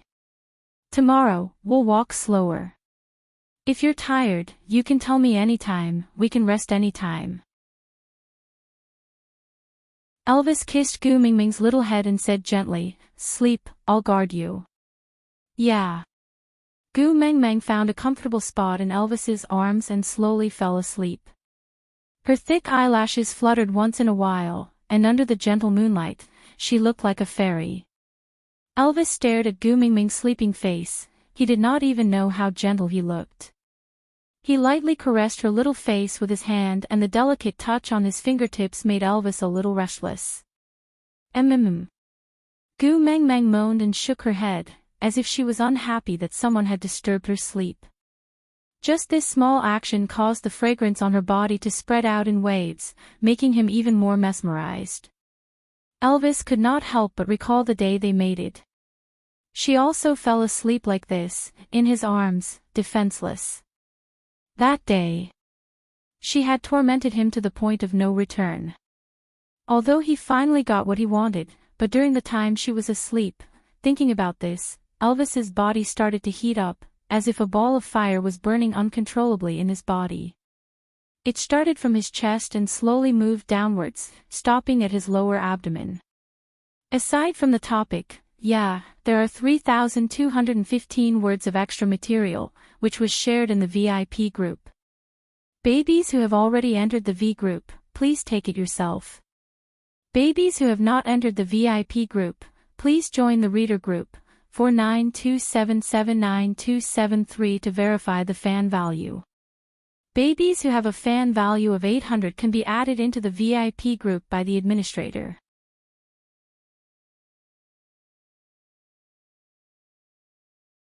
Chapter 353. When Gu Mengmeng finally woke up from her dream, she realized that she was lying on Elvis's back and moving forward in the forest. The landform here was completely different from the place she had fallen asleep at. Rubbing her eyes, she sat up and asked, "How long did I sleep for?" Leah handed over a fruit that looked fresh and especially tempting. Gu Mengmeng took a bite and it was so sweet that she felt like she was surrounded by happiness. Leo looked at Gu Mingming's satisfied look and his gaze became gentle. He patted her head and said, "You have slept for a day and a half. How are you? Do you feel uncomfortable anywhere?" Gu Mengmeng shook her head blankly and instantly understood what Leo was saying. Her face turned red and the fruit that she had just swallowed got stuck in her throat, causing her to choke and cough. Leah carried Gu Mengmeng up and used his knee to push against her stomach. He then patted her back and Gu Mengmeng forcefully coughed out the fruit stuck in her throat. Her face was already extremely red. Elvis transformed into human form and took Gu Mengmeng from Lee's arms. He pried open her mouth and looked at her throat carefully. He sighed and said, "Be more careful next time and don't choke again, understand?" Gu Mengmeng nodded obediently and passed the fruit to Elvis. "Try it, it's really delicious." Elvis shook his head lightly and said, "This is for females to eat. It can alleviate the discomfort after mating." Gu Mengmeng was instantly petrified. The fruit in her hand no longer looked tempting. Instead, it was like a bomb that had started its countdown. She wanted to throw it, but was afraid that it would explode the moment it touched the ground. "It's all right. Anyway, everyone knows that you have mated for a day and 2 nights, so you don't have to be shy. Just eat it." Leah smiled as he pushed the fruit to Gu Mingming's mouth. His smile was especially gentle, but there was an obvious cold glint in his eyes. I heard that your throat was hoarse from all the yelling that night. Eat some fruits with sufficient moisture to nourish your throat. Damn it, it shouldn't be a mistake to do OOXX with her own husband, right? Why did she feel like she was being dragged to be paraded on the streets after having an affair? Gu Meng Meng turned her head and buried her face back into Elvis's chest, grumbling softly, I told you we can't do it outside, look at you, so annoying. Elvis straightened his body and hooked Gu Mingming's chin with his finger. His brows unknowingly touched together and he looked at Gu Mengmeng with a hurt expression. Did I make you feel embarrassed? Gu Mengmeng was taken aback, she shook her head and said, what nonsense are you saying? I'm just... how can I let others know about this kind of thing? How embarrassing. Elvis stared straight at Gu Mengmeng, his eyes filled with tenderness. His voice was low, as if he was a little sad, as he asked, on the day we mated, you said you wanted to announce our relationship to the world, was it all a lie? Gu Mengmeng really regretted not letting the fruit choke her to death. Elvis seemed to lack a sense of security in certain aspects. It was as if he always felt that Gu Mengmeng would abandon him any time. Gu Mengmeng did not know where Elvis's feeling came from, but she had experienced this kind of uneasiness before.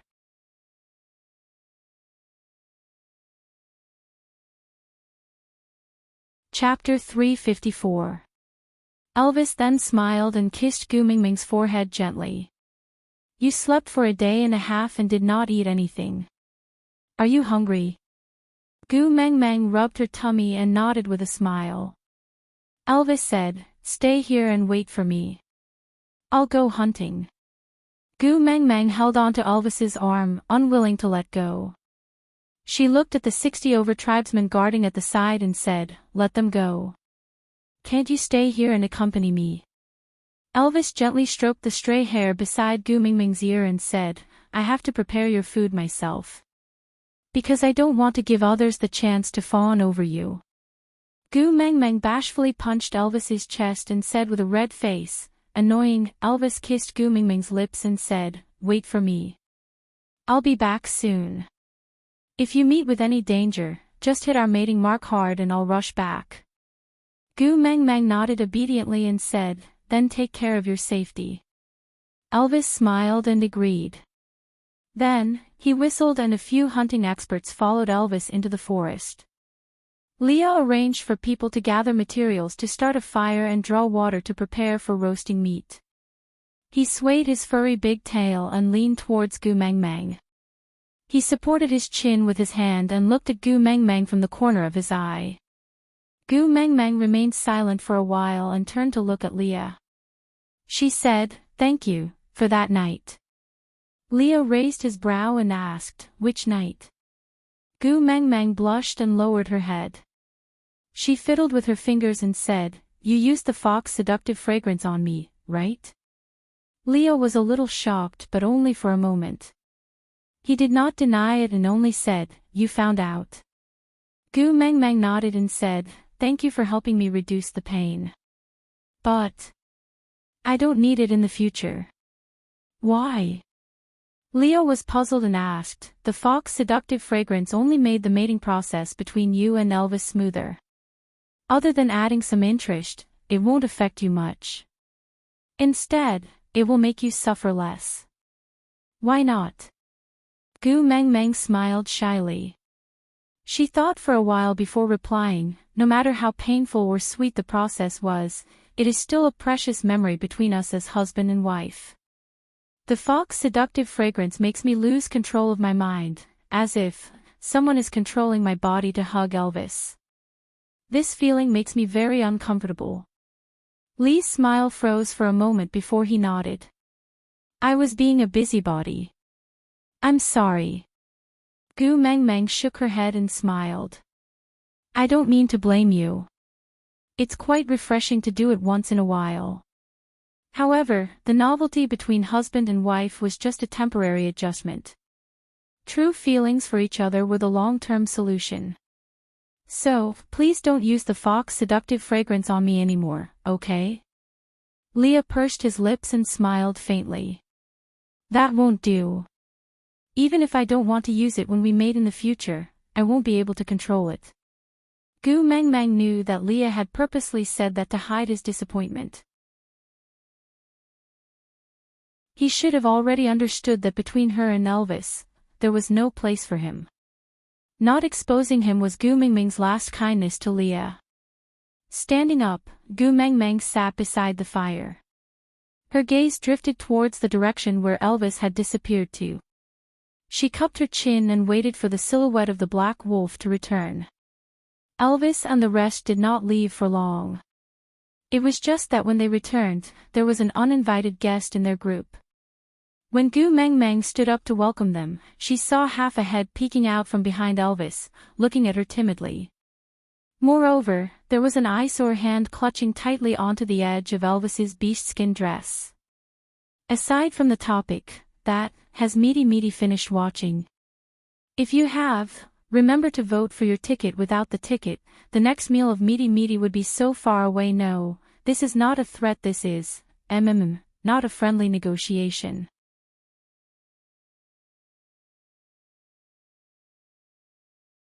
Chapter 355. Gu Mengmeng frowned, but before she could say anything, she heard Elvis glare at the person who was grabbing her hide dress coldly and said, I warned you before, don't touch me. I'm sorry. I'm just too scared. That person was scared out of her wits by Elvis. She hurriedly let go of her hand and took a step back, looking like she was about to cry. It was a pity that Elvis did not even look at her. Elvis heaved a heavy sigh, his face full of displeasure. Looking at his beast-skin dress that had been scratched, he was in a terrible mood. Gu Mengmeng finally saw her full appearance after the female took a step back. Her dark green hair was draped over her shoulders and she was wearing a simple hide on her upper body. It looked like it was torn and looked like it was going to fall at any moment, unable to cover her impressive fullness. Her lower body, snake.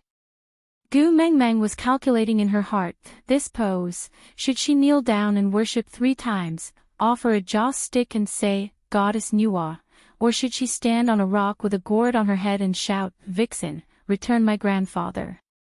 Although the bullet screen mode had already been activated in her heart, Gu Mengmeng did not show any expression on her face.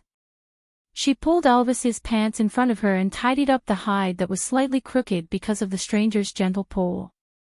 Her eyes were focused on her hands and she asked in a neutral tone, Hubby, who is she? Elvis sharply felt Gu Mengmeng's anger. Although he did not know why, he knew that Gu Mengmeng was definitely angry. Could it be that Gu Mengmeng was hungry after being out for too long? Yeah, that must be it. She would not be in a good mood once she was hungry. Thinking about this, Elvis hurriedly explained, Are you hungry? Don't worry, I have hunted a lot of prey and I have already asked Darch to handle it. You can eat it soon. This was a rule that Elvis and Leah had personally set for Gu Mengmeng. All prey was not allowed to be brought back whole.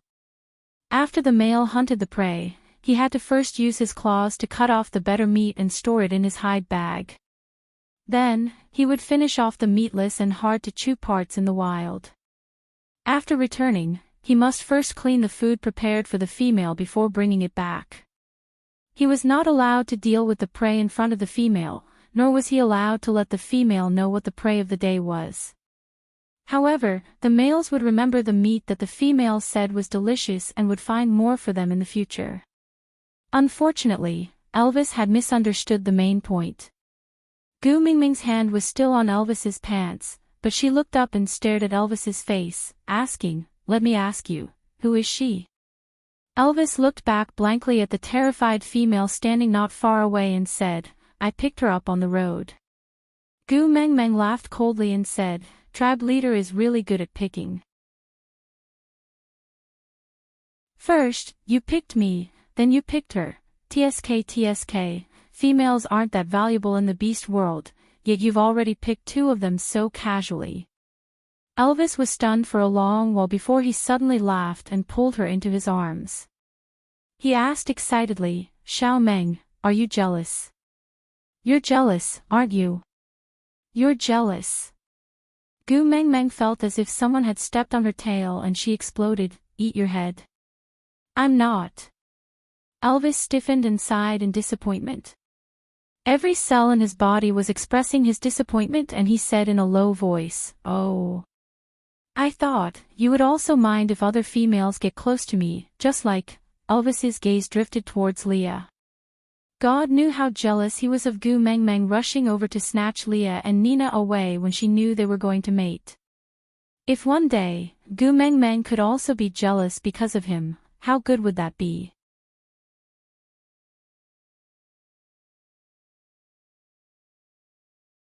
Chapter 356. Gu Mengmeng cleared her throat and pinched Elvis's waist harshly. She crooked her finger and gestured for Elvis to come closer.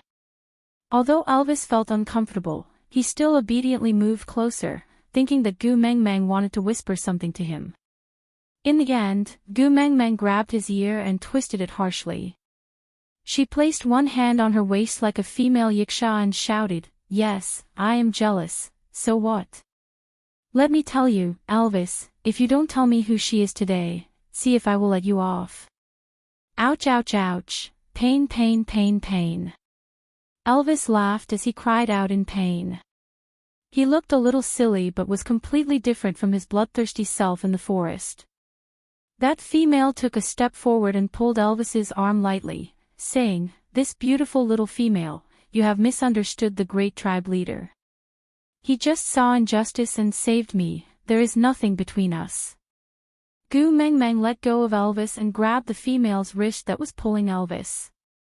She twisted it outwards and it was a simple female self-defense technique. She easily twisted the female's hand behind her back and leaned against her back. She whispered into her ear, "I am a clean freak, especially when it comes to men. Whoever dares to stretch their claws towards my man, I will make sure that she will not be able to return." That female turned her head and a cold light shone in her eyes. If Gu Mengmeng was not so close to her, she would not have noticed it. She only used a moment to retract her gaze and put on a pitiful look, saying, You have really misunderstood me. There is really nothing between the great tribe leader and me." Sob, sob, sob. "Why do you have to bully me like this?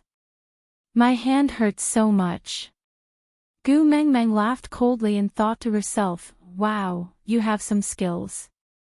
Alright, since I am bored, I will play with you." So Gu Mengmeng used her hidden strength to push the female forward.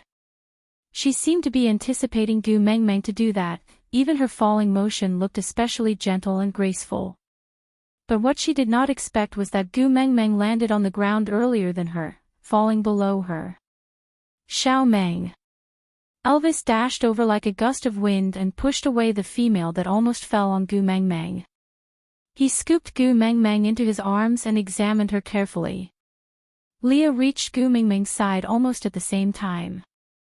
He looked at the broken skin on her knee and turned his head, his long and narrow eyes filled with murderous intent. "No, it's not like that. She."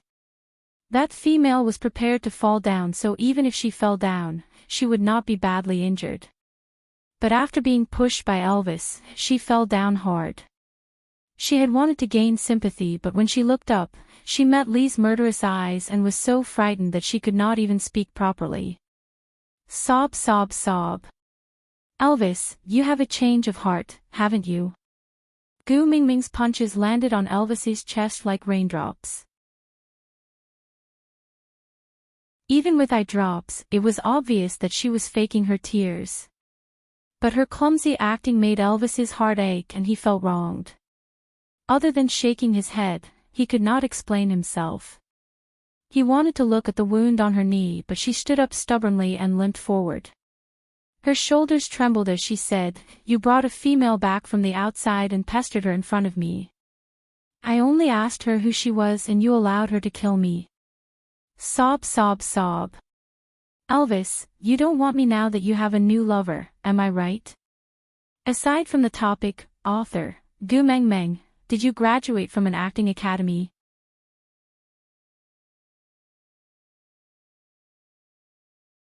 Chapter 357. Sobs, sobs, sobs. It hurts so much. Gu Mengmeng hugged her knees and buried her face between her legs. Unable to squeeze out any tears, she could only shake her shoulders and turn herself into vibrator mode. Xiao Meng, let Leah treat your injuries first, alright. Elvis felt extremely helpless. No matter how precious a female was to the tribe, if he knew that bringing her back would make Gu Mengmeng so angry and upset, he would definitely not have brought her back. Don't worry about it, just go and coax your new lover. Do you still care about my life or death? We haven't even made it for a year and you're already complaining that I'm getting old. Sobs, sobs, sobs. I'm not. Elvis was so anxious that he could not speak. After holding it in for a long while, he finally said, how about I throw her back to where I picked her up, alright. Gu Mengmeng then stopped her vibrator mode and looked up at Elvis, asking, won't your heart ache to throw such a good female away? Seeing that she was finally willing to raise her head, Elvis heaved a sigh of relief and hugged Gu Mengmeng back into his arms, coaxing her, other than my queen, I won't feel heartache for anyone else. Don't cry, let Leah treat your injuries. I'll go and throw her away now. With that, Elvis sent Gu Mengmeng to Leah, then turned and walked towards that female with a black face. That female did not expect the plot to develop in this direction and was momentarily stunned. But she quickly reacted and grabbed onto the nearest male beside her, saying, warrior, please save me. If I'm thrown back into the forest, I'll definitely be caught by stray beasts again and I won't be able to survive then. Sobs, sobs, sobs. Help me plead with the tribe leader, alright? Let me join your tribe. I can mate with you. I can mate with you now, please save me. Tribe leader. That male was a little hesitant. He pushed the messenger of the beast deity and caused her to be injured. If it was a male, he would have been torn apart by the crowd. But females were really too precious. The tribe just lost a female, it's time to add another. Leo looked up at Gu Mengmeng and gave her a look. Then, he continued, Xiao Meng, can you forgive her for my sake this time? Gu Mengmeng frowned. She looked at Leah, who was making faces at her, and muttered to herself. Did he fall in love with her? It made sense. Everyone in the tribe knew that he was her pet. Sandy and Maya would never mate with him. If he thought it through, he would have to find females outside the tribe.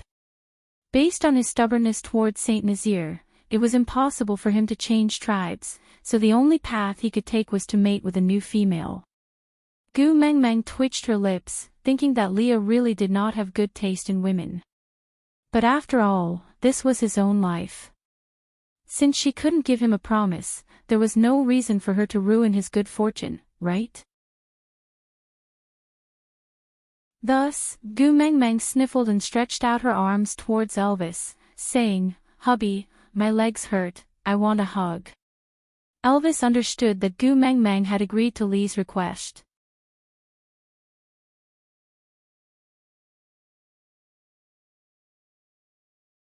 Chapter 358. Gu Mengmeng pouted and said, would you believe me if I said it's not painful? Elvis kissed Gu Mengmeng's little face with heartache and said, I'll feed you some good food later to nourish you. Gu Mengmeng nodded and nestled in Elvis's arms. She looked at the female and their eyes met in the air. There was no verbal communication and both of them looked like they were smiling. But only women could understand what the sparks in their eyes meant. That night, Leo arranged for a few males to protect the female while he called Elvis to bring Gu Mengmeng into the depths of the forest in the night.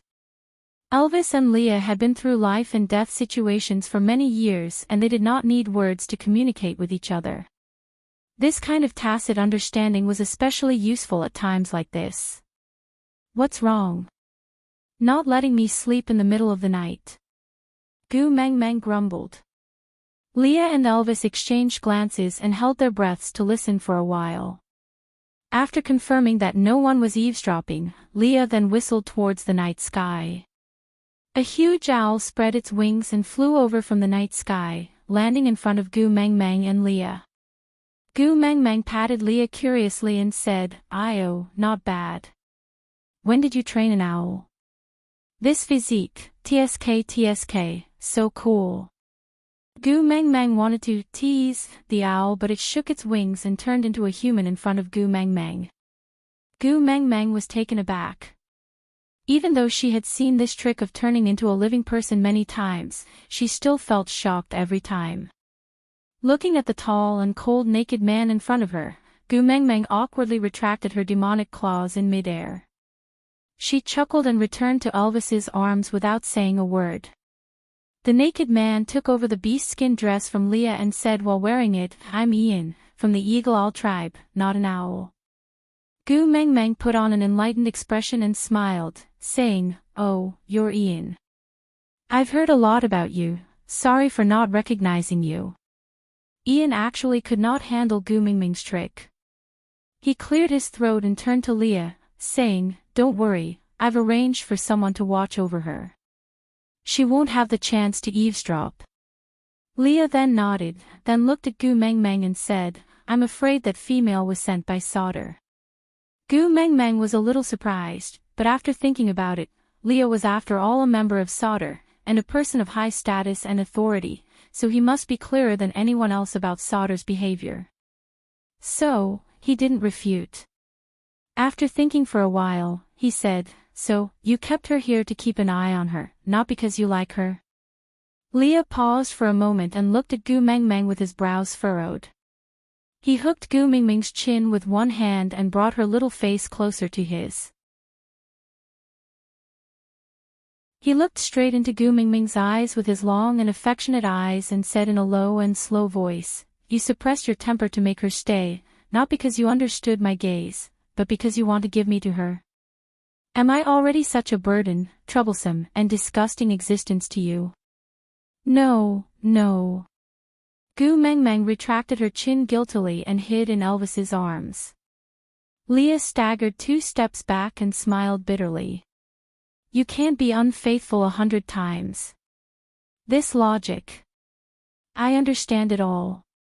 Even if you already know that Nina's matter is fake, you can no longer trust my feelings for you, right? In your eyes, I'm just a heartless man who can have any female, right? Aside from the topic, author, Gu Mang Mang, sometimes I really feel that you and Leah are quite compatible." "Gu Mang Mang, what do you mean?" "Author, both of you are schoolmates." "Gu Mang Mang. Author, both of you graduated from acting academy, right?"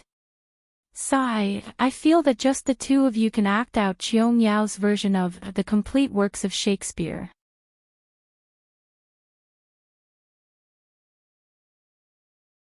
Chapter 359. "I didn't mean it that way, Leah. I'm sorry." Gu Mang Mang felt a little guilty. She didn't know her thoughts would make Leah so upset. Leah glanced sideways and stared into Gu Mang Mang's eyes. "Compared to an apology, I want to hear your confession more." "You know." Gu Mang Mang pursed her lips and said in a low voice, "I'm sorry." Leah sighed deeply and didn't continue. He just adjusted his emotions and changed the topic back to that unfamiliar female. "It's still 2 days' journey from here to Sauter. We don't know what else that female will do. We have to be more vigilant. Gu Mang Mang, you especially have to avoid getting close to her like today." Lee's gaze landed on the wound on Gu Mang Mang's knee. He frowned. "Don't let yourself get hurt again. Or else we might go crazy." Gu Mang Mang nodded. "Don't worry, I will protect myself well. I'm just addicted to acting today. I'll spar with her." The 3 males looked at Gu Mang Mang blankly. They didn't seem to understand what she was saying. Gu Mang Mang twitched her lips. As expected, no matter how much time passes, males are always bad at judging bitches. Gu Mang Mang turned around and looked at Elvis. "Didn't you realize that she was pretending to be gentle, innocent and pitiful the moment she came in?" Elvis shook his head. I didn't notice, Gu Mengmeng laughed coldly. Ha, your acting was in vain. Gu Mengmeng took a deep breath. She braced herself and straightened her body as if she was preparing to give a speech. She pulled your beast skin dress the moment she came in today, right? Elvis was shocked. I threw that beast skin dress into the fire. You saw it. Gu Mengmeng patted his shoulder, gesturing for him to calm down. Then, she continued, I only asked you who she was. Before you could answer, she ran out in a hurry to explain, saying, You've misunderstood, there's nothing between me and the great tribe leader, right? Gu Mengmeng pinched her throat to mimic that female's words. Elvis, Leah, and the rest did not laugh at all. They recalled seriously. After thinking for a long time, they still couldn't recall anything. They could only say calmly. Seems so. Gu Mengmeng sighed again. My acting was for nothing. Apart from me, no one else saw it. The three males looked at each other, then listened to Gu Mengmeng's analysis seriously and attentively, as if they were listening to an old driver talking about how he had flipped his car over and over again while driving. Gu Mengmeng cleared her throat and continued, This is the most common opening line used by green tea bitches. On the surface, she looked like she was explaining, but in actual fact, she was purposely causing me to misunderstand. With that innocent and terrified expression, coupled with her little action of pulling Elvis's skirt, it was easy for me to suspect that something had already happened between them in the forest. A chill ran down Elvis's spine and he instantly exploded, Xiao Meng, I swear, I didn't. Gu Mengmeng cupped Elvis's face with both hands and kissed him gently. I know you didn't, I believe you. Only then did Elvis let out a long sigh of relief. His heart, which was hanging in his throat, finally settled down. With a lingering fear, she said, Then why did you say that I had a change of heart today? I was so scared that I wanted to cut open my chest to let you see if my heart was filled with you. Aside from the topic, recommending a new article to the little darlings who were lacking in books, the reborn first daughter Rakshasa, in her previous life, although she was the first daughter of the Lin family, she did not wish to participate in those schemes. She only wished to live a peaceful and ordinary life. Even when she was bullied by others, she just wanted to keep the peace. She tolerated everything and kept a low profile. But in the end, she was still schemed against and trusted the wrong person. Not only did she lose her reputation and ended up with her corpse abandoned in the wilderness, she even implicated everyone who loved her to be imprisoned, never to be reincarnated. The moment before her death, she finally came to her senses and was filled with regret. Now, God had given her a chance to return to this world. Her biological father was unkind and her sisters were unjust. Since that was the case, she might as well tear off this hypocritical veil and tear apart the scumbags and evil women. Those who bullied her, she would repay them 100 times over. You're tuning into the LoveLore Library YouTube channel. We're so grateful for your support and don't forget to subscribe to join us on this incredible journey through captivating stories. Your generosity through donations truly makes a world of difference, as it's the primary source of revenue that allows me to expand and enhance this channel for you. Thank you from the bottom of my heart for being a part of this adventure.